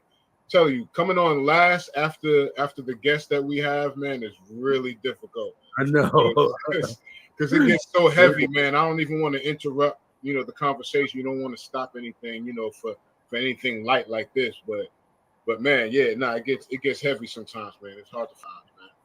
But first, before I even get into it, since we on heavy subjects, man, let me just say rest in peace, Jordan Neely. That was the young brother who lost his life subway train in New York City. Yeah. You know what I'm saying? Jumped by three white thugs. Man. Yeah. One of them was 24 years old. He was an ex-Marine. I guess he felt he wanted to use something that he learned on somebody. So so the footage went viral. Everybody saw what went down. Right now he's being looked at. He's being looked for. They apprehended him before, but they let him go. But they need to pull this dude back and man. He committed a crime. Yeah. And the two gentlemen that were with him. I don't want to call them gentlemen. It's now been ruled a homicide. Yeah. So therefore, they all should be arrested now and processed. Yeah, because the other two was holding them down. That's right. They all have. Yeah. So rest in peace and justice for Jordan Neely. He was just a young brother, man, just trying to make money, trying to get food. He used to do Michael impersonations on the subway train, and and I guess this day, that's the other thing too. We don't really have the footage that took place before that, but from what was said, that I guess this was one of those days where he didn't feel like performing. He got to a point where he was just kind of fed up, and he was hungry. He was he was frustrated, and he needed some food. And he was like, saying some things. And I guess some people felt scared, felt threatened, or whatever. And he didn't have to die, though. You know what I'm saying? Even apprehending him like that, you know what I'm saying? You didn't have to kill him. You know what I mean? Right. He didn't. You know what I'm saying? So it definitely went way too far. Right. And but it got caught on camera, man. And he's being looked for. But that's the whole thing, right? Like, he was homeless. He didn't it was black and homeless, right? Mm-hmm. And so they didn't feel he had any value. Like, he didn't stop. Like once, you choke somebody out, there's a certain point where they're clearly defenseless. Right. He didn't give care because he wasn't human. Rest in peace, Eric Gardner. Right. At a certain point, right? Clearly they're helpless, but they don't care because they don't see him as human. Right. Yeah. So. But in this case, what Rhino was saying, remember, all he was doing, John, was spewing words, right? Spewing words. And some of the people they spoke to said that he didn't threaten anybody. He was just saying what he was going to do to himself. He didn't say what he was going to do to anybody else. And he was saying he was hungry. You're saying I'm hungry. I'm not saying you're hungry. I'm hungry. Right? And in the end, doesn't really matter when he's murdered, right? So that's one of those things that's horrible. Yeah. Hello. Hello.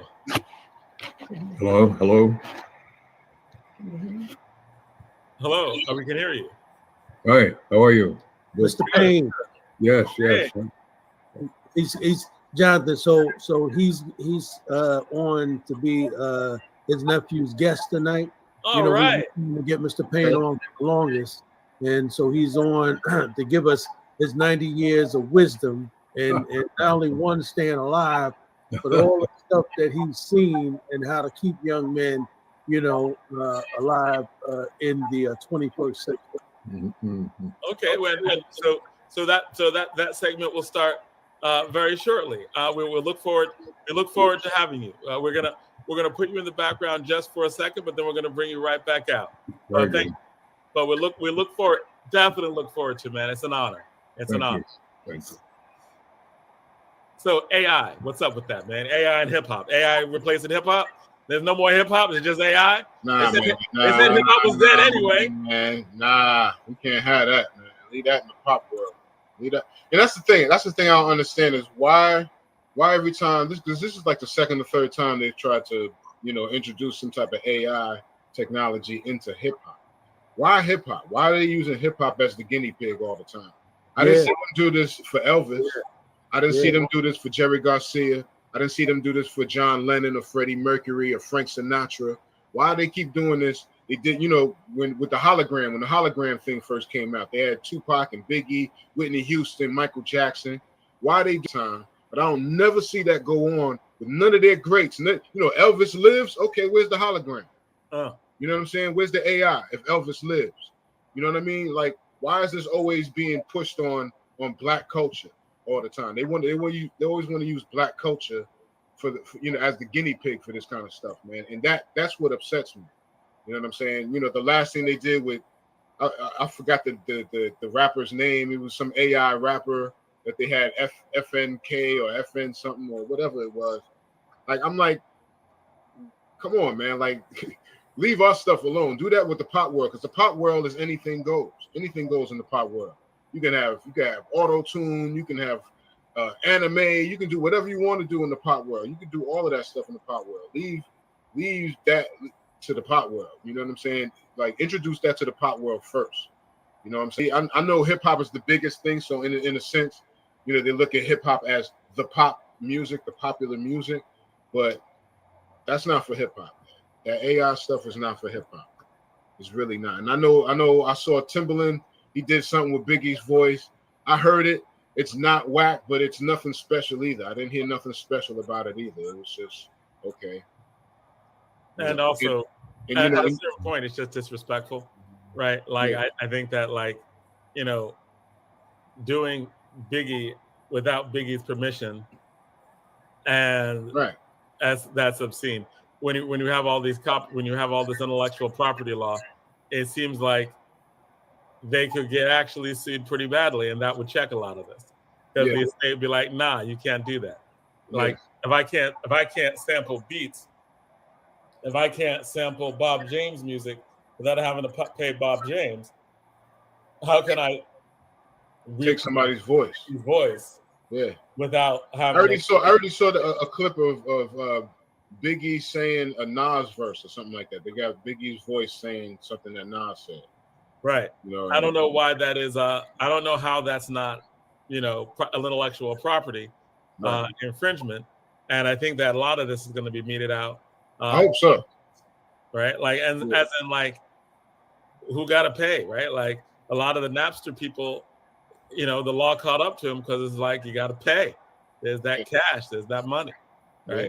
So, and that's another thing. Speaking of money, you know, when I saw Timbaland messing with it, it made me think. Check your text. All right. Yes, Ryan, DJ. Who, me? No. I was like, Ed, check your text. But DJ Rhino.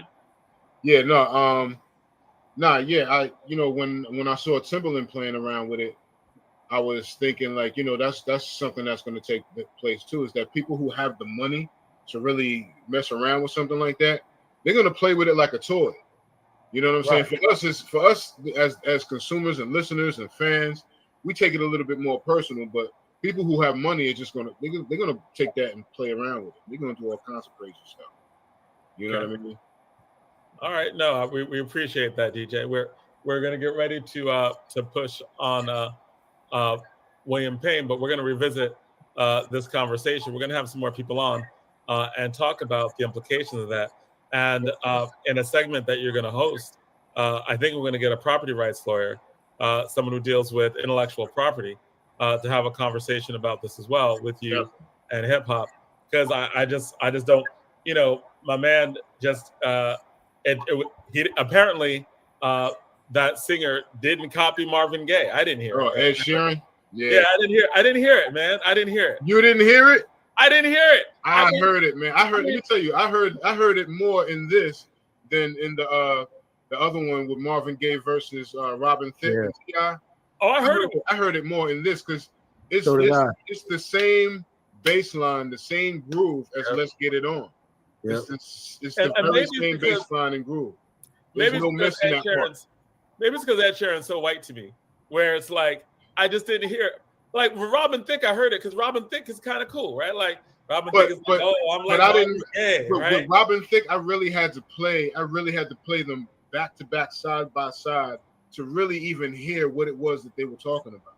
Like that one was a little masky to me, man. But this one with Ed Sheeran, it was like, oh yeah. As soon as I played it, as soon as I heard the bass line, I was like, oh yeah, that's Let's Get It On. That's so did I. I heard it. Yep. Oh, so it's the bass line. The bass line. Yeah, it's the bass line and the groove and all that. I mean, they got bridges and stuff that are different than Marvin's, but that main groove, that bass line, that's Marvin all the way. That's Let's Get It On. They know it. They know it, Rhino. They knew it. Yeah. All right. They knew it. Cool. So we're gonna do that, but stick around, Rhino, because join us for this next section as well. All right. All right. So Ed, we're bringing on. We're gonna get ready to start the Payne Report. Welcome, William Payne. Hi. How are you? I'm very good and honored, seriously honored to have you on, man. You are a legend. You are one of the legends of running campaigns, political legend. Like you ran the politics for so long in terms of what you do. You are a legend. I've heard about you long before I met you as someone who knew what they were doing, knew how to get people elected, knew how to beat all expectations, was someone who was a political behind the scenes, someone who knew how to count numbers and who to win and all that other good stuff, man. So it's an honor to have you on today. Thank you. I appreciate your comments, etc. I don't think I've done anything more than others should have done too. When you reach the age of being able to participate in government and start voting, etc., it's extremely important that we get that message out there. And unfortunately, what I've noticed over the years is that there are so many people that look like us, just simply do not bother to vote and things of that nature, but will say, well, they never do anything for us anyhow. And I've been trying to say over the years that if you do not participate, don't expect anything to be done by those people who are elected to office. Because if you don't help them get elected, and also if you do not use your vote to elect people who are interested in the things that we need, then don't expect anything from them. And too many people that I've met over the years simply say, well, I ain't gonna vote. But the thing that bothers me is that when you go to suburban areas, I've often said that the night before election, people around the table, the dinner table up in up in some of the other areas of our state, they're talking about, well, tomorrow, don't forget, you're 18 or 20 years old now, and make sure that you use your vote. You make sure that you vote. But unfortunately, what we hear very often in the inner city are people saying, oh, I ain't gonna vote because they ain't gonna do nothing for me anyway, so I'm not gonna vote. And it's the thing that seems to go throughout many of the communities that we live in, and I ain't gonna vote for that. And as long as you do not vote, they will not do anything for you or us. You go into other communities and people say you make sure the first thing that you do is to make sure that you vote. And if in fact they don't, if we do that, and if they don't, meaning they who's running for office, they don't do anything for us, then you have an opportunity to get rid of them the next time around. But when I hear over and over again people saying, dang, they don't do anything, they ain't gonna do nothing, I ain't gonna vote for them, that's exactly what the enemy wants us to do, you see. And I've been trying to preach that story for a long time, ever since I was 21 years old, as a matter of fact. For those of you who are my age, we had to wait until we were 21 before we could vote, and then until they lowered it. But that's one of the things I preach, and my brother was a congressman, and so many people that I know. I don't want to get off on that. I've just been concerned about the fact that people don't seem to care or understand that if we do not participate, and people are not going to do anything for you, and we get what we deserve. Now you have been a centerpiece in New Jersey politics since the 60s. How did you first get involved in politics? Like you were born and raised in Newark, New Jersey? That's correct. Yeah. Born and raised in Newark, New Jersey, in the northern part of Newark, as a matter of fact. And we, when I turned 21, I went to vote. I was living in North Newark. I went to vote, and when I went into the voting place and cast my vote, I looked around and noticed that there were no people. I was living in North Newark, and if you know the area at that time, there was Newark was kind of separated. Then the northern part of Newark, it was predominantly Italian. The western part was a predominantly Irish. The central part of Newark was predominantly African American. The east Newark was many people from Spain and places like that. So when I went to vote, and I came out of the polling place, and there were a lot of people sitting around at tables and taking down notes and things of that nature. And I note that I was the only African American in the room. So I asked people, I said, "Oh my goodness, what are you doing? How'd you get the job?" And people would tell me, "Well, that fellow standing over there was the one that picked me for the job. He's in charge of everything. He's a county leader." So I said, "Well, I'm not happy with the fact that there's not any African Americans at all running for office or even working back here." Anyway, I went to the guy who was the head of the organization up there in the North Ward, and I said, I note that there's none of my people, anybody that looks like me is voting here. And he told me, "I don't want any black people voting in here, and they're not going to do it as long as I'm the district leader." So wow. What year was that? That was, let me see, when was I turned 21 years old? Let's see, if you're good at mathematics, what year was that? Let's see, 32, 42, 52, about 52, thereabouts. And let me see, 1932, 42, 52. Yeah. So anyway, I had just turned 21. You had to be 21 to vote. But in any event, the fellow told me that he didn't want any black people working here, and that was right in New Jersey, Newark. So I went home and told my brother, who was too young to vote, and told him, I said, "There's some guy up there by the name of whatever, Tony. He said he's not going to let any black people vote up here, and we're going to put a stop to that." And anyway, I ran for the district leader the next time around, and I won. So that's when I first got elected to running in public office. Okay, so there's a part of this story that you definitely left out, right? You know what part of the story you left out? Like, I know you left this part of the story. You're like, I turned 21. They're like, "No blacks allowed." And then you're like, "So I just ran and won." Yo, what? You missing something right now, right? There are a lot of people who get mad, but they don't win. What did you do to win? You in a racist district ran by a racist leader, you actually beat him, knocked him out. Yes. How'd you do that? Let me just say this before Mr. Payne go on.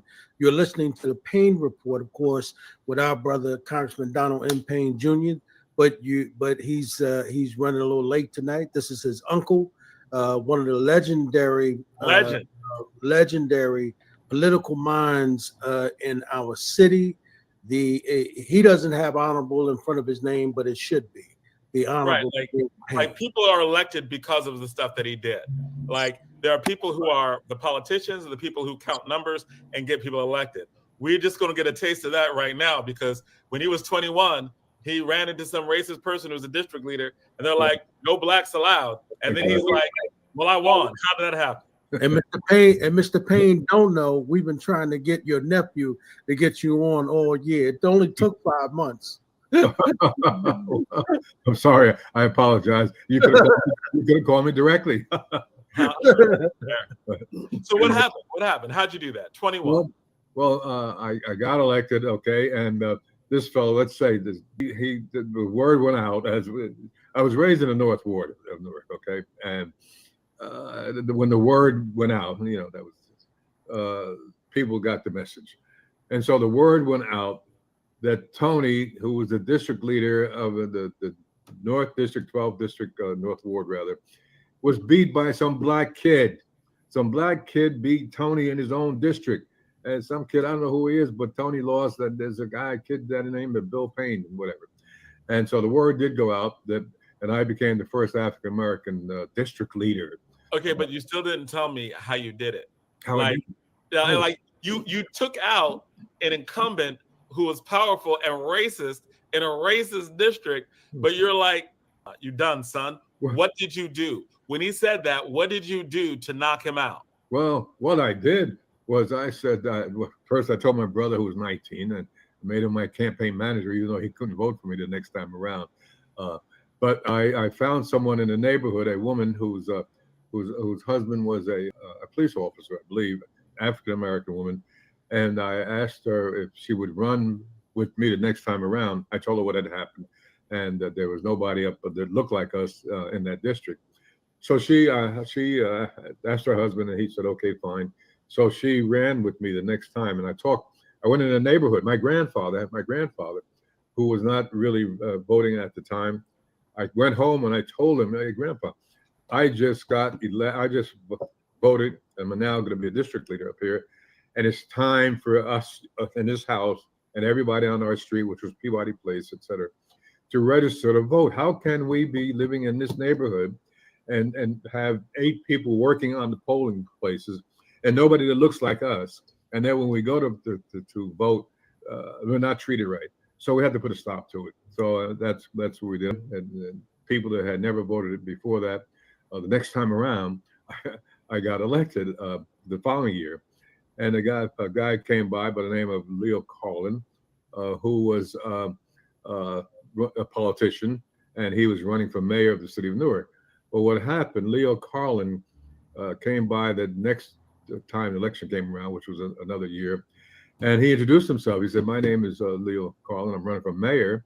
He said, "I understand that you're the district leader here." He said, "I want you to know that I got elected. I got elected. That's how I started in politics. I did exactly the same thing." And so the word spread with him. He got elected mayor. I was going to Rutgers University at the time, and he invited me to his private office. I would go down to his office. I would call his secretary and say, "Tell Leo that Bill Payne is out here to see him." And she said, "Who are you?" I said, "Just tell him to Leo Bill Payne."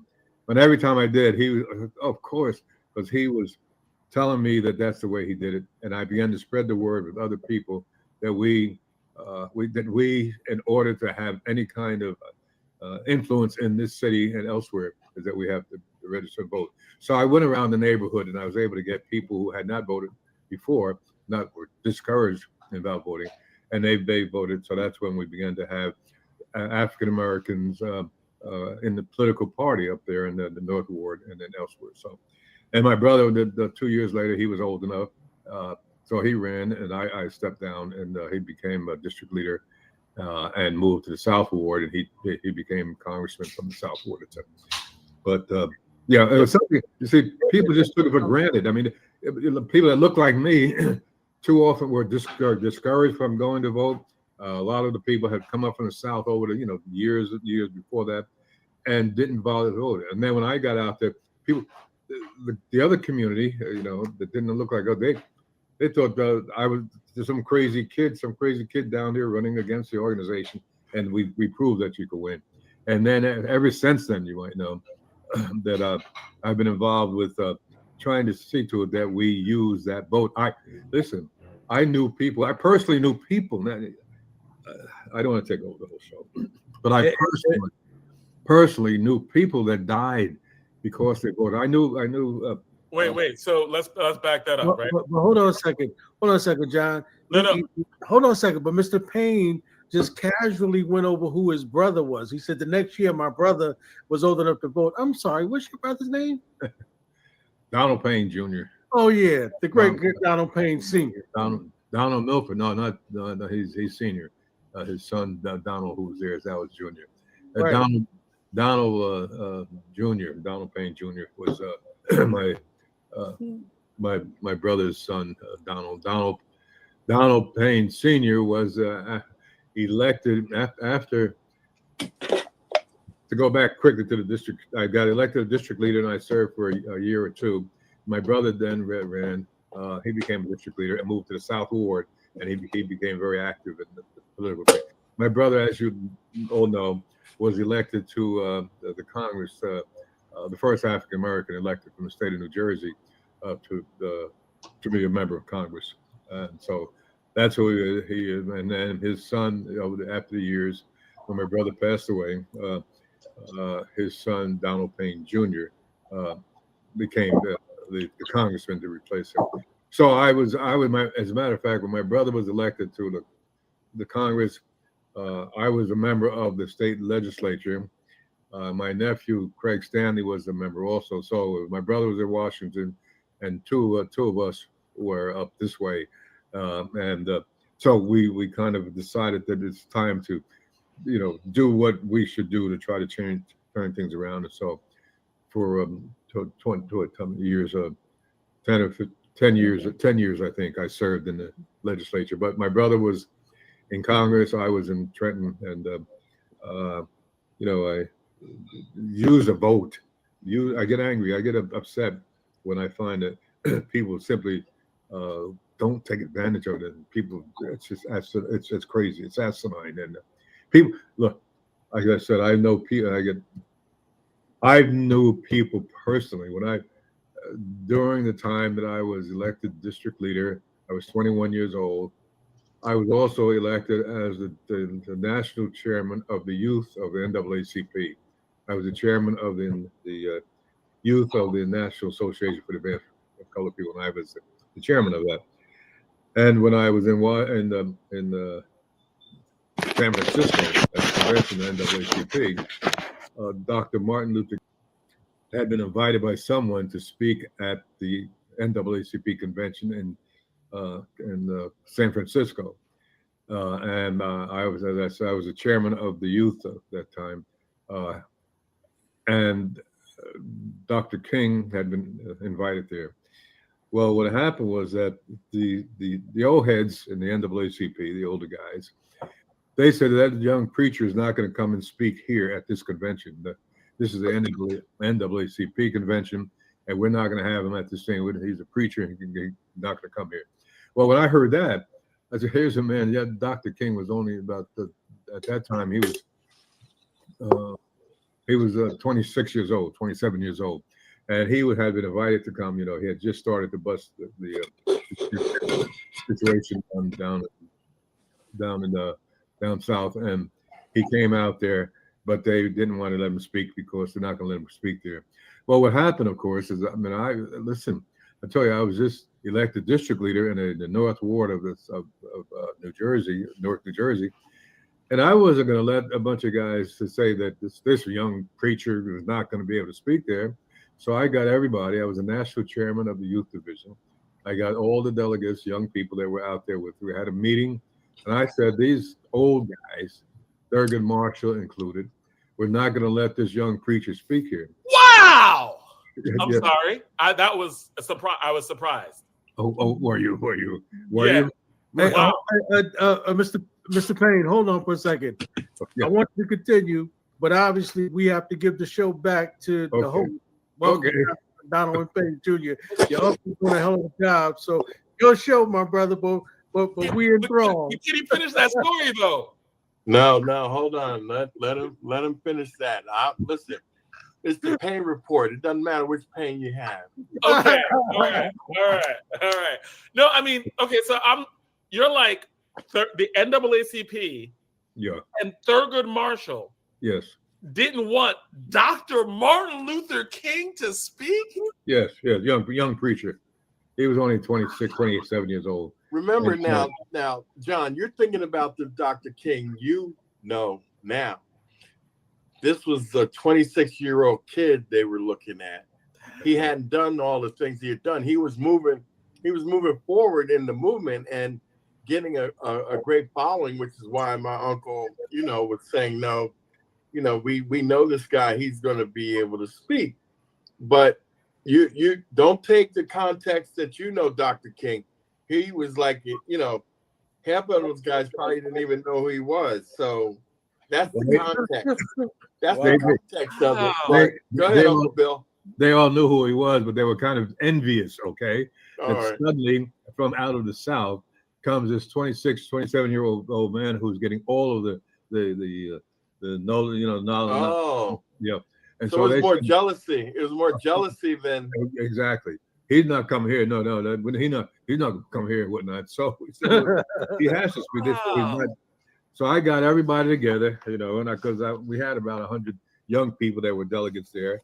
So I got them together and I said, these old heads won't let this young preacher preach out here. And I said, we need to do something about that, but it's not going to happen.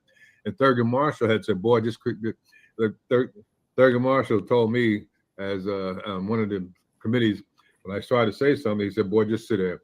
youth should be seen and not heard. Well, he should have done that, because we had about 100 guys together, and we brought and women to get young people, and we had this meeting. A. Philip Randolph was also there, and A. Philip Randolph was going to be one of the speakers. But after we finished with hold on for a second. Do y'all hear he's dropping names right now? Yes, he dropped Thurgood Marshall. He's dropping Philip names. Randolph that he was just talking to. Legends, like, well, and he's rolling off. It's rolling off like it's water. Like, Right. John, Thurgood Marshall told me to sit down, but I had something for him. let me show you, if I can show you this little. Talking about Dr. King, if you look closely, Dr. King is here, and I don't know. Let me see. Where is he on the screen? Can you see him at all? Yeah, see Dr. King. Dr. King and Bill Payne over here On the other side. Right. Dr. King had just finished making his speech that they said he'd never make. Okay, we made sure that he spoke there. Dr. King was there, and I escorted him. I introduced Dr. King to the convention. That was the very first time that he had the opportunity to speak to that convention. Wow. And I was the one that emceed that particular meeting with him, and then for A. Philip Randolph as well. A. Philip Randolph was also a speaker that day. In fact, there were 3 speakers. There was A. Philip Randolph, there was Dr. Martin Luther King, and Bill Payne, and the national head of the youth. The three of us spoke there. Here's a picture there's Thurgood Marshall. Now that's the next day after we had our little thing.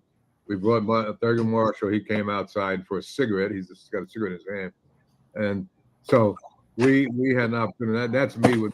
I was the chairman of the youth of the NAACP. Hey, Uncle Bill, I never saw that picture before. You've been holding out. Oh, well, I'm sorry for that. But Mr. Payne, yes. Hold on a second now. Let's tell people who the Thurgood Marshall was. I mean, we got Brown versus Board of Education. Young black kids can go to school. And he was the one who put together and fought the Supreme Court for this to happen. Yes. I mean, legendary. He ended up on the Supreme Court.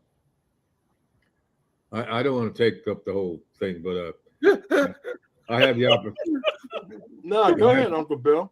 When I became the chairman of the youth division of the NAACP, there was a woman by the name Mrs. Williams, who lived in East Orange, and she was the advisor to the youth council of the youth council in the state of New Jersey, and I was a member there before I got to the national thing. And Mrs. Madeline Williams was our advisor, and she lived in East Orange, et cetera, et cetera. And a few years later on, Mrs. Williams was elected to be the first African-American assemblywoman in the state of New Jersey. So I started out as a teenager in this business, but I did get a chance to meet. I mentioned my dear friend. Let's see, who was Thurgood Marshall? No, not Thurgood. Well, Thurgood Marshall. But I was the national chairman of Medgar Evers. Medgar Evers. When I was the national chairman of the youth of the NAACP, the NAACP's headquarters was in 20 West 40th Street. That's where the national headquarters of the NAACP was in New York City. It was in New York, and that's where at 20 West 40th Street. And I used to go there, and I would see Thurgood Marshall going from one office to another, and I would see the other members. So I got to know them over the years, but I was still I was 20 years old, 21 years old, whatever. But I got to know them over there. So we had others that were at the that convention out there. Thurgood Marshall, he was out for a cigarette. He went back for a cigarette at the time. And so he was there. But that speech I mentioned about Dr. King speaking, here's a picture of that. I don't know if I showed it. Yeah. Showed. But in this picture, you've heard of Medgar Evers, right? Yep. Medgar Evers was from this. He was at that convention, and I got to know him, and we I think you can see him. Yep. Yeah. Oh, he's up in the top back to. Anyway, Medgar was the head of the Mississippi NAACP, and I got to know him too over the years. And of course, unfortunately, he was killed. I knew a number of people that would kill. I would to convention in 1 year, and then the next year would go, and somebody was leading people to register to vote, and they killed him. A preacher down in Mississippi. They told his congregation to meet him at the courthouse, and we're going to register to vote on Monday. Well, they came by and they killed him. They killed him before he could do that with people. They knew I knew Medgar's, and he was some of the ones I knew.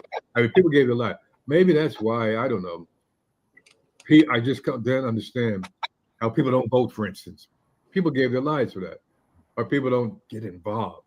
I mean, I knew people personally who knew they gave their lives for this, so anyway, that's what I've been doing. I went to Rutgers University and organized the first college chapter in New Jersey of the youth when I was a student down there.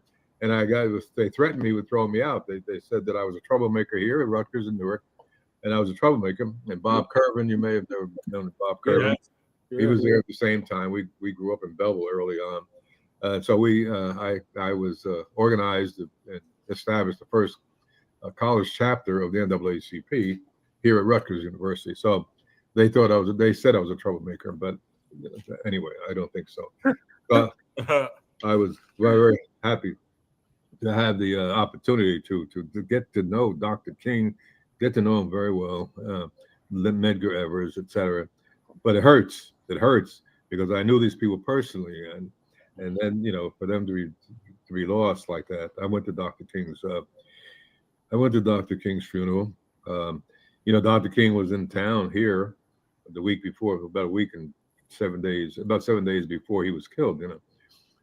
If anybody was at Abyssinia Baptist Church the week before he was killed, you saw Dr. King there. He came to speak there, and at that church on West Kenny Street.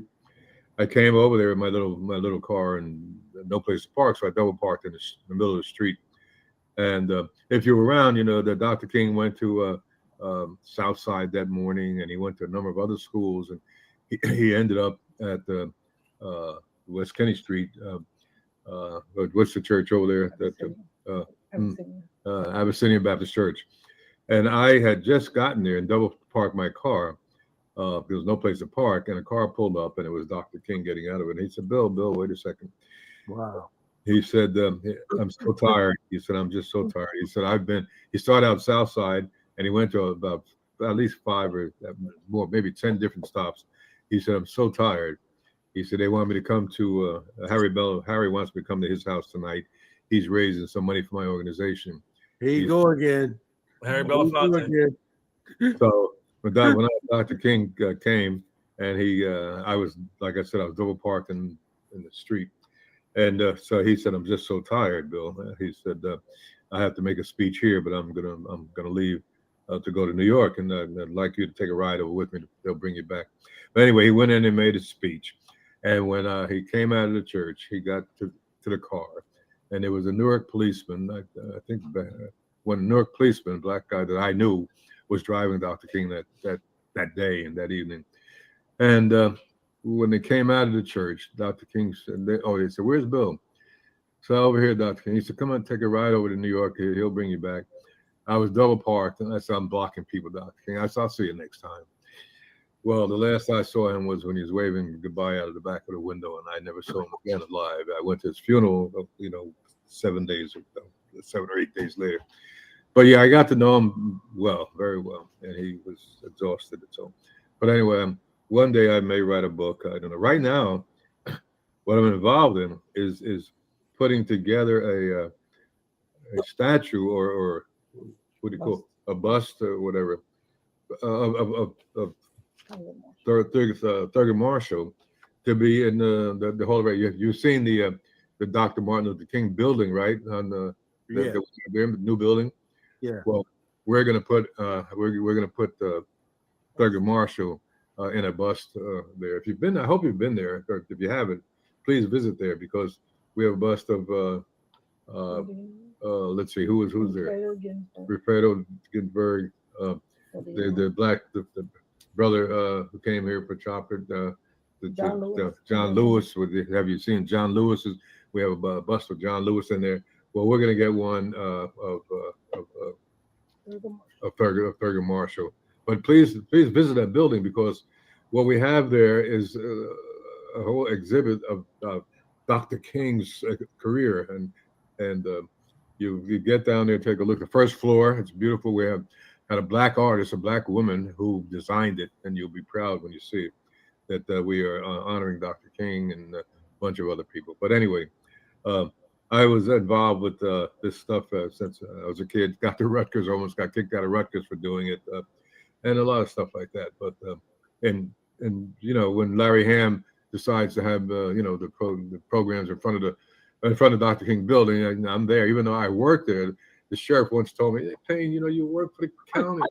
What's going on? I see you outside with against what? Go, Payne, come on." I said, "Well, you're gonna have to arrest me. You know, you have to arrest me." But we need to have people stand up on this. But anyway, for me, it's been incredible to have an opportunity to participate in these things. But I just can't get enough people to come out and understand that it's the vote that counts, or the vote that counts.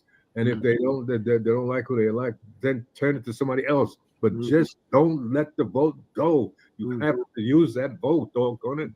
And we don't do it, then we just people. Let me just. The last thing I have to say, I knew people. I knew people personally that died. They got killed. They died. I knew Dr. King. All right. I went to his funeral. I knew the other people who. Oh my goodness, Medgar Evers. I mean, I knew them. All right. I mean, Jesus. But anyway, so there's a lot of. There's a question that I have actually for Uncle Bill. James. Yeah. Uncle Bill, why don't maybe let these young guys ask you a couple questions that are on their mind. Sure. Thank you.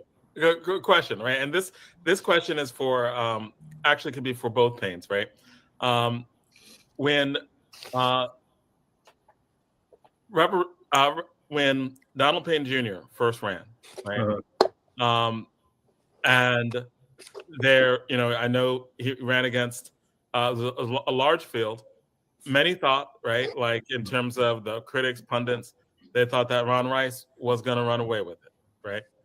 And when the election came, it was a blowout, right? Like the Paynes like just demolished. It was like it wasn't close, right? And many people said it's because the Paynes understand politics. They understand the vote. They understand how politics works better. What was the actual like vote counting strategy? Because I've heard this for a long time about Bill Payne, right?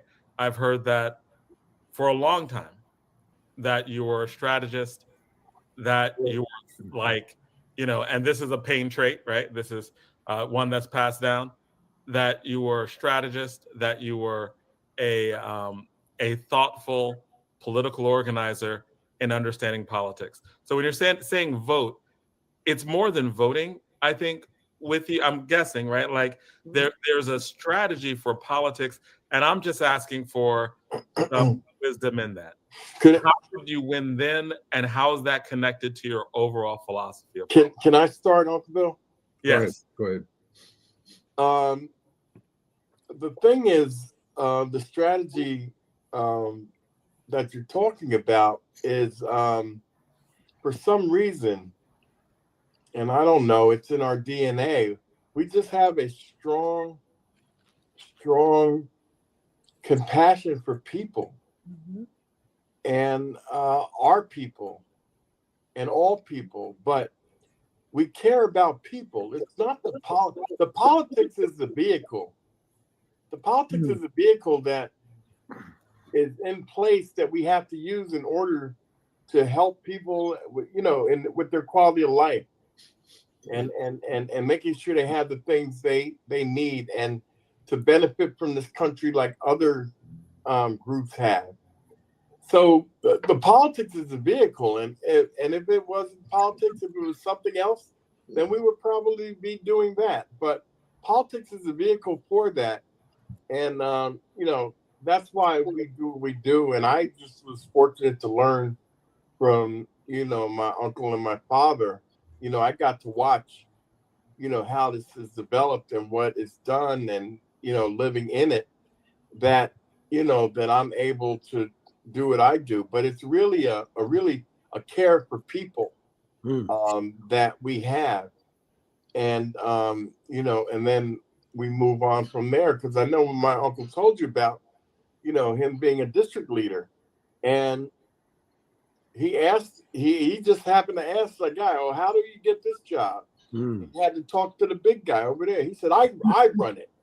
And Right. so my uncle's like, "Oh, well, then if that's the case, so what do you have to do? You run for district leader?" So, because there were jobs that came out of that.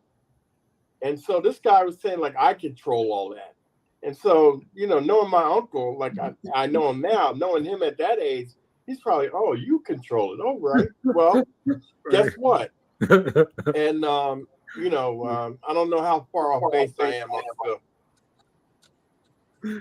No, Bill, I don't know how far off base I am with that. No, you're pretty right. I mean, the thing that got me, of course, is when I voted, I was happy about voting, my first opportunity to vote, and then curious about it. Just curious about what was going on here with these 7 or 8 people that were working on books and all that kind of thing. I was very curious, very interested in what happened and how did they get there, as I said before. And if you come up, when we were born and raised in the north part of Newark, and where we were in the minorities. Most of the African Americans lived in the Central Ward, I think, and places like that. We were among the few African Americans that lived, I guess north of Bloomfield Avenue and a place like that, and mostly, and going to school, being one of 2 class kids in my class, Irma Curvin and Dark Curvin. So we lived in a neighborhood that was not very kind to us. The book Little Black Sambo, I'm sure some of you may have seen it, but this was the book that the teacher used when I was in Belleville Elementary School. Little Black Sambo, and she, and I was one of Bob Curvin sister and I were the 2 blacks in our class, and there's other ones were white kids. And what happened when the teacher told the story, all the kids would point at us and laugh and giggle and kind of stuff and make fun of it. And that's what I was subjected to throughout the years of going to school there. So that's what I grew up with. I guess in my mind, I want to do something about it, because and then they had another book. I don't know if you guys saw it, but Dick and Jane and Spot. They lived in a beautiful neighborhood, and the dog and this and that, wonderful family. But the black family lived in the jungle. You understand that? Wow. The jungle. I mean, black kids, eating, and that's what I was subjected to. And the teacher taught that stuff. The teacher taught that. And so Bill Payne and Irma Curvin sat in the class, and so many other the few black kids that were there. So I grew up with that. I had to do something about it. And the opportunity came with people, I guess, recognizing that I knew, like Leo Carlin, who became mayor. He supported me. I was at Rutgers at that time when I was the district leader also, and I used to speak in my public relations, no, my political class, political science classes. The teacher asked me to make lectures and speeches because I had beat the organization. I was now a member of a 21-year-old member of this thing there. So to get that, and some other guys my age, they didn't get involved either. When I went to Rutgers University, I formed the first college chapter of the NAACP in the state of New Jersey, right here in Newark, Rutgers. And I got my 4 other black friends that were down there, and finally got them to join, and others did too. But it's difficult to stand on the sides and not do something about it. So, Uncle Bill, when you ran for councilman, that was at large, right? Yes. Or was it was at large, right? Yep. Talk about the oh man, I forgot what I wanted to talk about. Oh gee, I forgot my point. All right. Well, in the meantime, let's wait for it to come back to you. Yeah, go ahead. Payne, let me ask you now, that book you just showed, two questions. One is, how long have you had that book? That's one. And then two, what you did report me to the library? Huh? You might report me to the library. Okay. What did the teacher use that book for? What when she would use that book in class? Was she teaching you how to read, or what? No. Well, the teacher would say, "Oh, now, man, I would tell you a story about the story of a little black Sambo." Okay, and so and so the teacher would just come out with the book and hold it up, because we were in second and third grade or whatever, and the story was about this black family that lived in the jungle. Now here's a son. He's the son of this. Isn't it cute?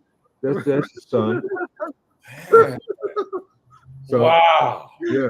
Oh yeah. And so the other kid, the white kids, would, and this was the mother. The mother, she was fixing the breakfast or pancakes or whatever she was fixing. But that was the mother, yeah. And so anyway, that's the white kids. Oh, look at that. And I have another one here. And I'm just taking a wild guess. The teacher was white. Oh Lord, of course. Do fish swim? This is wow.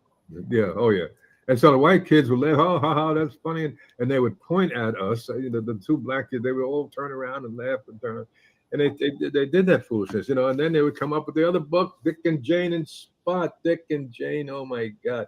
Dick and Jane, and they're playing and they're pretending, and look at the wonderful, they got a dog and all that kind of stuff. That's a white family. And let me see, what else do they have in it? Oh my goodness, what a wonderful family. Look at that. Isn't that great? And the black kid, the story that, can you imagine this story after tell the story about the kid in the jungle, okay? And that's what they were doing. And that's what that fool down in Florida is trying to do. And so Mr. Payne, right? So DeSantos, and that in South Carolina, Tim Scott, they said that the issue with teaching young kids Black history and correcting what you're showing us is that it would make white children feel bad, right? And they called it indoctrination. So you understand it was okay for them to make us feel bad, make your generation feel bad coming through. However, they're saying if somebody go back now to correct that, what they're saying is that it would make young white children feel bad. Wow, Lord have mercy. Have you heard of the legislation, the Amistad legislation that I? By the way, Mr. Payne, do you see Principal Kafele asking you a question? I'm sorry. He said, Brother Payne, he said, given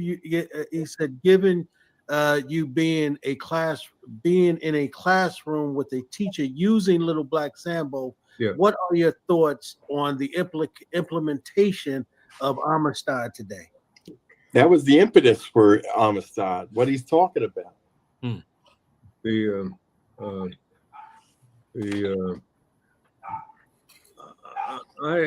thing that caused me to do this, number one, is now when you say caused me to do this, were you involved in the actual passage of the Amistad Act? It was my legislation. I wrote it and introduced it, and I was the only one that ever did it. My nephew Craig Stanley was a member of the. All right, Mr. Payne, I got to stop you right there. Congressman, yes, you need to we just need to put on Jay-Z right now. You're going to learn today. You're going to learn today. Go ahead, Mr. Payne. Right. Hey, Hawk, I hear that in my head. You're going to learn today. You muted, Hawk. You muted, Hawk.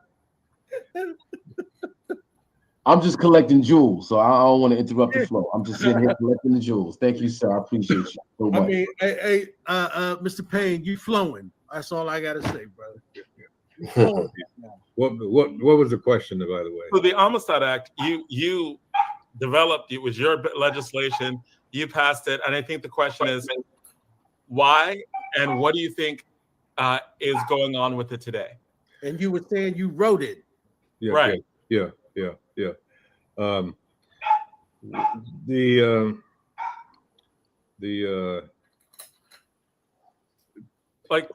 Like when you the what was the reason why you wrote the legislation, and what did you expect from it?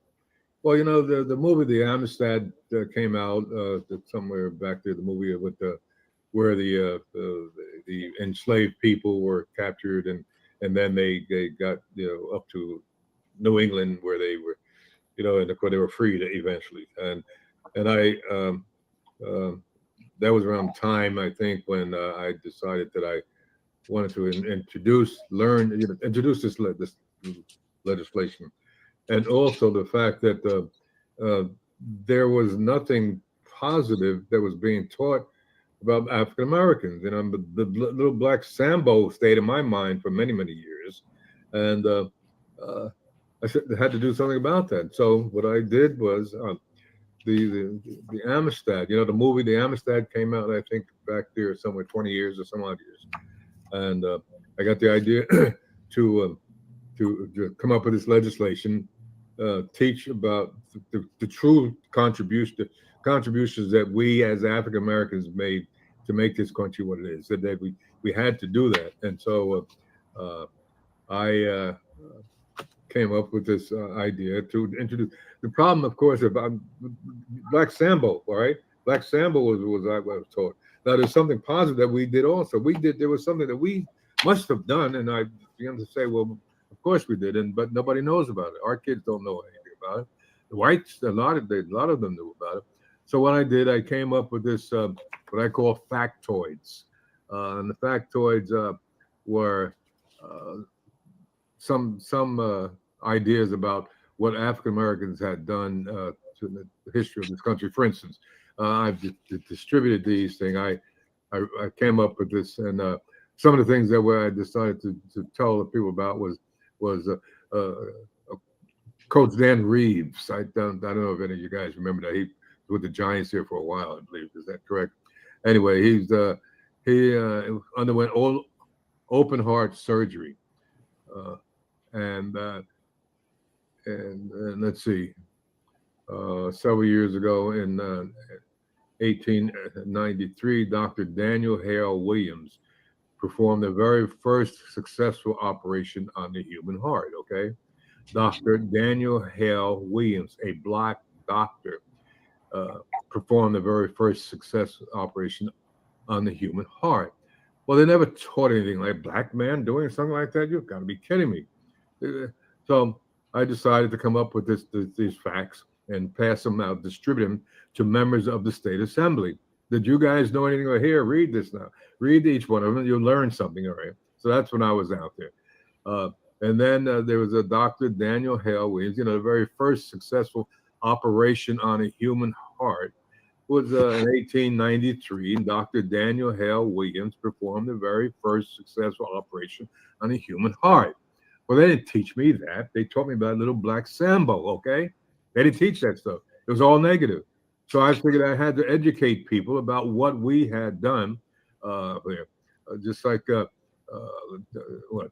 Garrett Morgan was the invention of the gas mask, okay?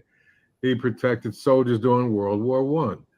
And in 1923, he also invented the traffic light that was used to save people crossing the street. A black man, understand? That we did that, all right? The lubricating device by Elijah McCoy.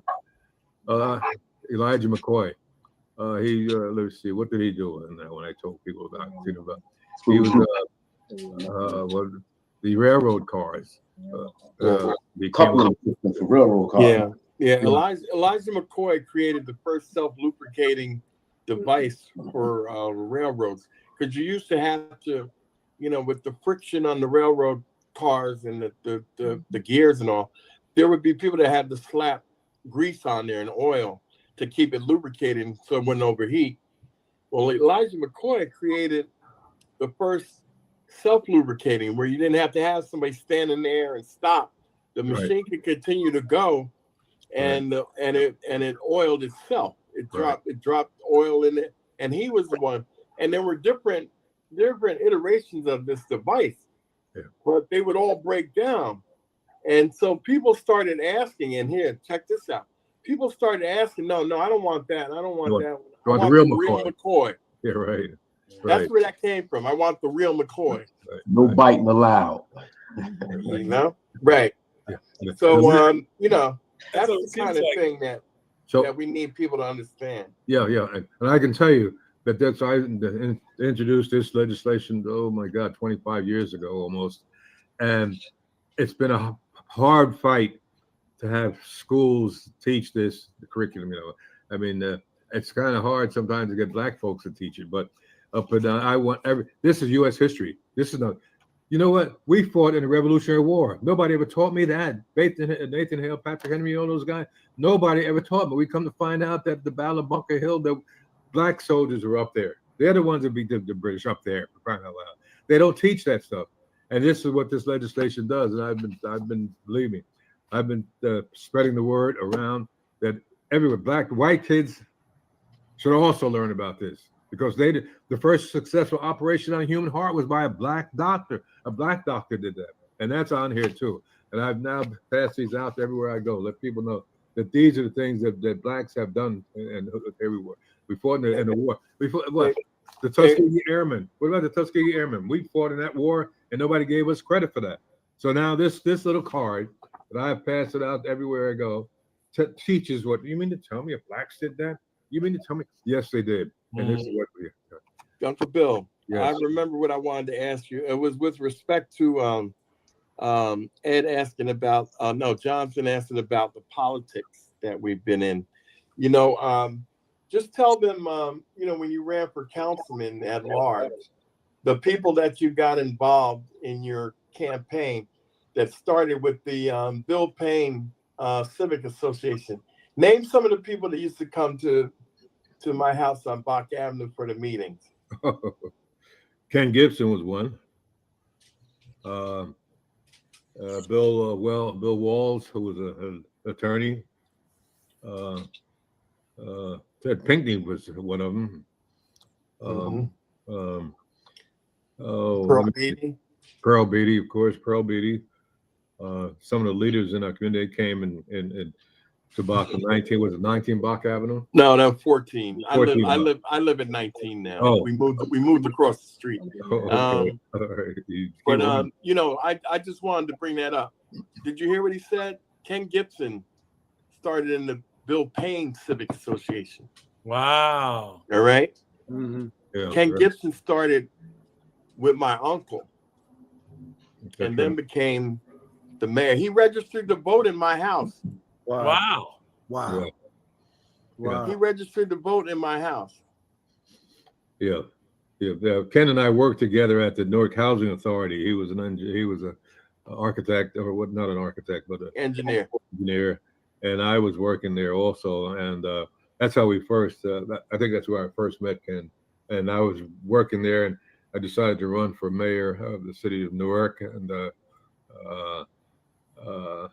Ken Gibson was there was a mayor, or was a councilman at large? Councilman. At large, right. And Adenizio became the mayor, at that time, and George Richardson. I don't know if you remember that name. George Richardson was very high up in Adenizio's campaign, and Adenizio used to tell George, get Bill Payne. He's got a good campaign going. Get him, let him participate in our activities. But George wouldn't. He didn't want to do that because that would give me some highlights too. But yeah, we were active. No reason why, and said we did it. the people, the Pearl Beatty and the organization that she was a singer and had a group, and they were in the organization. And oh my goodness, yeah, I guess we were the first ones to run for all city. Other blacks may have run, and Oh wow! But we were the whole. I gotta tell you, man, Jonathan. I'm sure you would probably agree. This has been the quickest hour that we have ever done on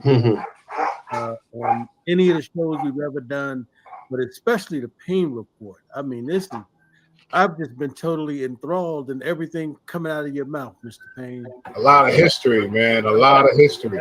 And we're gonna have to have you back, like at a like it's funny because I've been waiting all day to ask the congressman about the millions of dollars that came to Newark. There's like, I keep seeing it everywhere about all this stuff, and normally we always talk about like the inside baseball and all the other stuff. But you came on. I didn't even know you were coming on. You came on, and it was like, wow, whoa, what? Thurgood Marshall said what? Right. Like, because you didn't know he was coming on because the congressman gave me a choice, right? and it was an easy choice. He gonna give me two next. Come on, you know what, Mr. Payne? I didn't even say it. I said, come on, man, your uncle. Don't even. You know what I mean? I wanted to jump through the text and say, Congressman, are you playing with us or what? Come on. Yeah. We've been asking for your uncle for 5 months. You playing? Come on. You know what I mean? So Congressman, I want to thank you for keeping your word and bringing your uncle through, man. Thank you. Next time I'll get a chance to talk about the Irvine Turner. I worked with him and people like that way back when. So we got a little bit more to talk about. Hey, Uncle Bill, they only know Irvine Turner as a street. Right. That was an actual person. That was an actual person. My car. Hey, that's a real person. Yeah. Hey, Uncle Bill, I also, if you feel comfortable talking about it, also kind of the backroom stuff that went on, about your candidacy and, some folks selling out and, like talking about that South Ward stuff with Richardson and, all that. I don't know how much you want to get into that, but I find it intriguing. Yeah, but we'll have to have another session, I guess. Because there's a lot to be told. I mean, the talk about Irvine Turner. We should talk about Irvine, of course, and Malcolm X, for instance. I had a debate with Malcolm X. Good.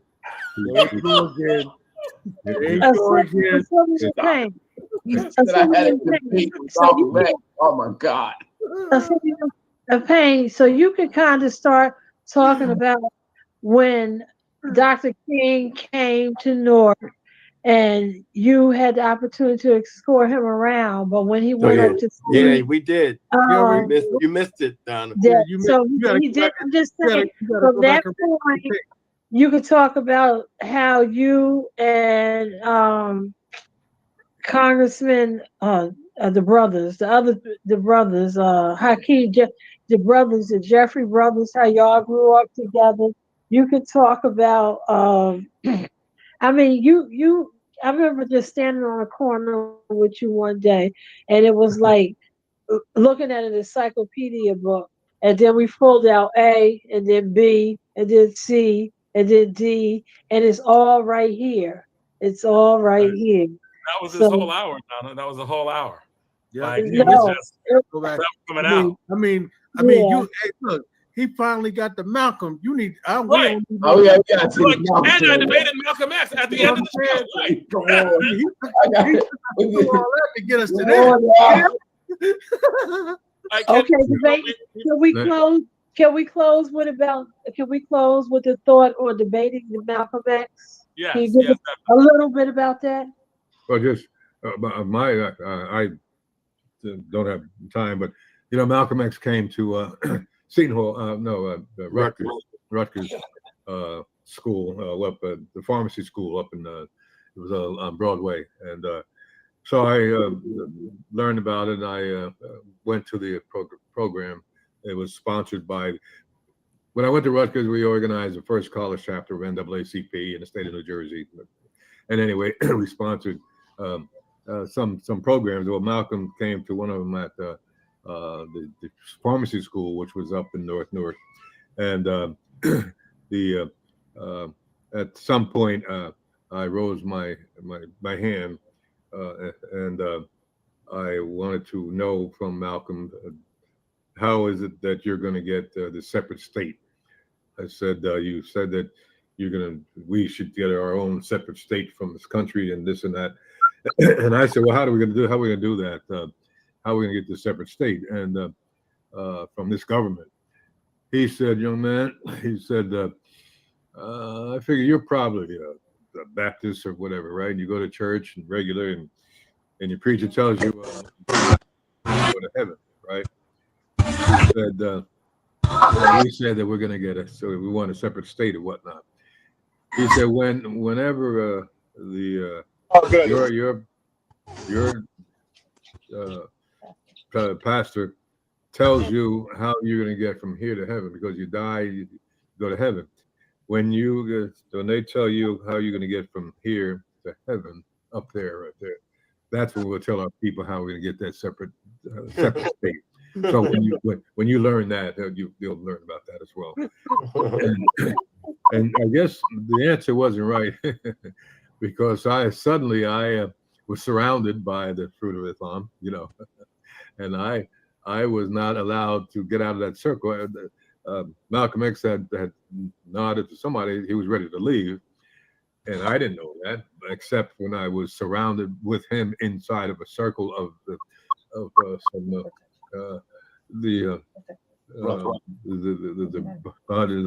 was the group that was called Fruit of Islam?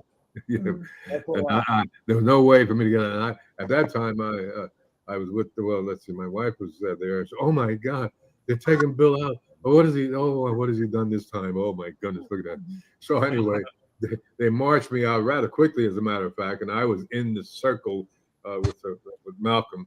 And when they got to the car, the door opened up, he got in, and suddenly I was standing out there by myself as they drove away, So they wondered, what the heck did he say? What did Payne do this time? But that was him. Story of his life. Yeah, we've had some good times. I'm trying to make this a better world. Some of you may have heard of the junior leaguers and whatnot. Mrs. Mary Birch was the head of that. And, I remember being on her board, helping her raise money to build the up there on Clinton Avenue. Mrs. Mary Birch and her friends, and I was the chairman of the board at the time, and so and that's before I ran for office. I decided, I think it was anyway, I decided that I wanted to do something to make some changes here, and I'm going to keep doing it. So Larry Ham and I are around. We're going to make this a better place for all. And what I'd like everybody to really participate and get involved, man. And doggone it, let's make sure that we tell everybody that we know, young people in particular and others, that the vote, we can make a change. And don't say, well, they ain't gonna do nothing. You go up in the suburbia the day before. I'm sorry, Congressman, your time is probably up. No, go ahead. I participate, as I said before, with Larry Ham and others. All right. And think that some of the people that get elected with the help that Larry and his people do, and they should show up sometimes too. They should, after the election is over, they should show up and be there. But I tell people that, you go to suburbia the night before election, people are, they make sure you vote tomorrow, and you come down here and be, hey man, shoot, you crazy, you must. And so we just have to make sure we spread the word, because there's nothing more important. People have died, and maybe the reason why I feel so strong about it is because I personally knew a number of people, preachers from Mississippi, and Malcolm, of course, and Malcolm and then Medgar, and people. I mean, I knew people, and I knew people. I knew Medgar Evers. I knew him. I talked to Medgar. And Medgar, don't go back there. You can't go back there. They're gonna get you. He said, Bill, have you ever been to Mississippi? No. He says, it's a beautiful state. Bill, come on, you have to come down and visit. Well, he went back and they killed him, I talked to his wife about that. People that So the least I can do is tell the sheriff, leave me alone. Yeah, I'm going to be picketing in front of the place I work. Tell people that we all need to do that. We can change this thing. We can change it. Thank you. Thanks, Thank Uncle Bill. Thank you. And so now you guys kind of get an idea why I've been able to do the things I do. You're really talking to the brother Congressman. Before you go on, why don't we give Mr. Payne a round of applause? He was just excellent. Thank you, Mr. Payne. You could have done that after I got done talking. No, I wanted to do that for you, and I wanted him to see it because of how you treated us for the last 5 months. Sir. Well, let me just say that, John, to your point about the politics of it and the strategy, if it wasn't for my uncle, none of us would be successful. He's the backbone of this whole thing. Yeah. He's really the driving force. He's the one that's given us our direction. He's the one that has given us our strength.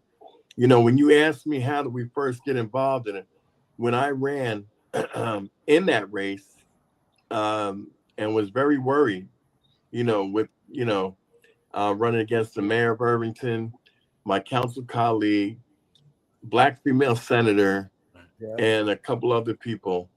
And, I was very concerned. But my uncle told me a long time ago, to thy own self be true. And I've never forgotten that. So that's what's given me my strength. People call you everything but a child of God in this thing, You're this or you're that. You did this. They saw you doing this. Was he drunk? All that stuff. You have to know who you are inside. You have to know who you are inside in order to be able to get through all of that, because it's not true. Right. So you don't have to respond to it. It's not true.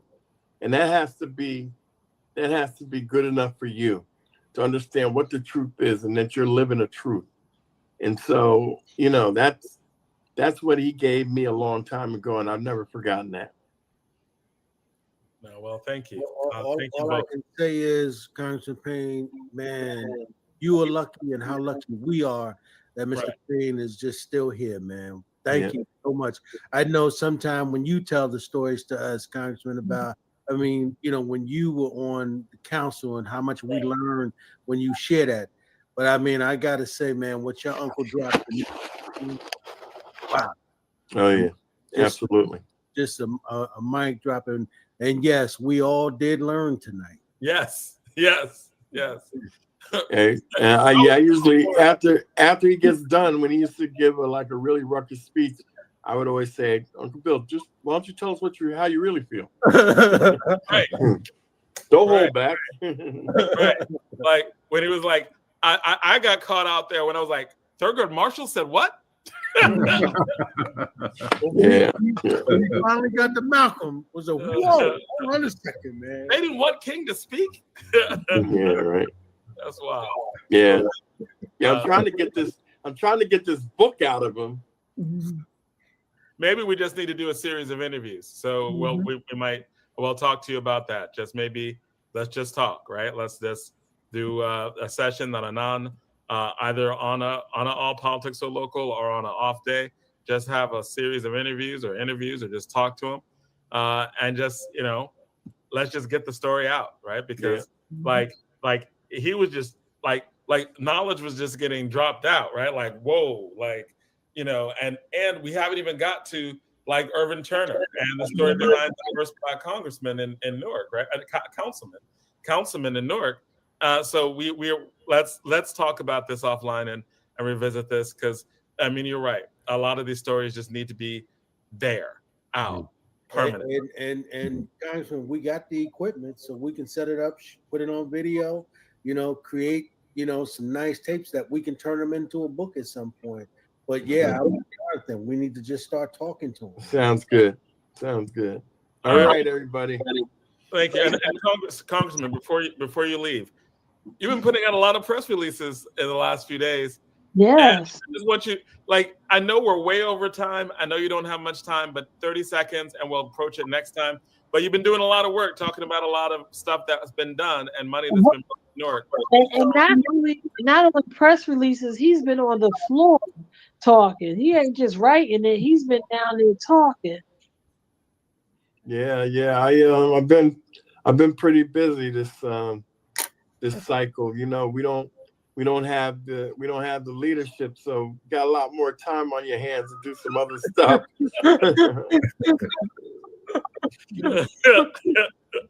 But I thank you for that, and I'm really trying to get the exposure out there after 10 years of the work I've done. I've done the work. I just need people to understand what I've done, and so. Like I think $6 million sometime like recently is coming to this district. Oh yeah. That I've been, this week I did a big check thing of different organizations that I helped. I gave them Newark Emergency Services got $1 million. West Orange Park got $950,000. Newark Community Health Centers got over $1 million. Somebody got $2 million. So yeah, I'm finally by detail, since I have to break it down so people understand, what I'm doing. So. No, I appreciate that. So he's not an open Winfrey of Newark. You get a check. You get a check. You get a check. About that. Yes, he is. Go ahead, Mr. Payne. I want to thank all of you. What you're doing is very important to get the word out and that kind of business. It's great to see our young people interested in government and the kinds of things that can be done. They're not young, Uncle Bill. You meant younger. You meant younger people. I'll run with young. I'll run with that. You're still young. You're still young. Assemblyman, we always do ask a question before everybody leaves. While you're out there doing that work, is there a hip hop artist, individual, or group that you listen to that inspires you? Ooh, me? Yes, Assemblyman, you, sir. We'll why don't we hold that for the next time, and that way I get a chance to come again. Okay. All right. That's a good answer. That's fair. That's a good answer. Well, thank you so much. Can I just say something right there? Yeah. Yo, Rhino, I know you're gonna agree with me.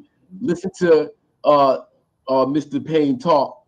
Didn't You Must Learn pop into your head like 3-4 times? Man, yeah. It was in mine. Yeah. Yeah. In mine. Yeah. Yeah. All right, everybody. Like, yo, that's it for me. Thank you. Hey, Take care. Thank you, Congressman. We cool now, Congressman. Thank you, All right, Congressman. Uncle Bill. Thank you. All right, and then I love next week. Love you. See you again. All right.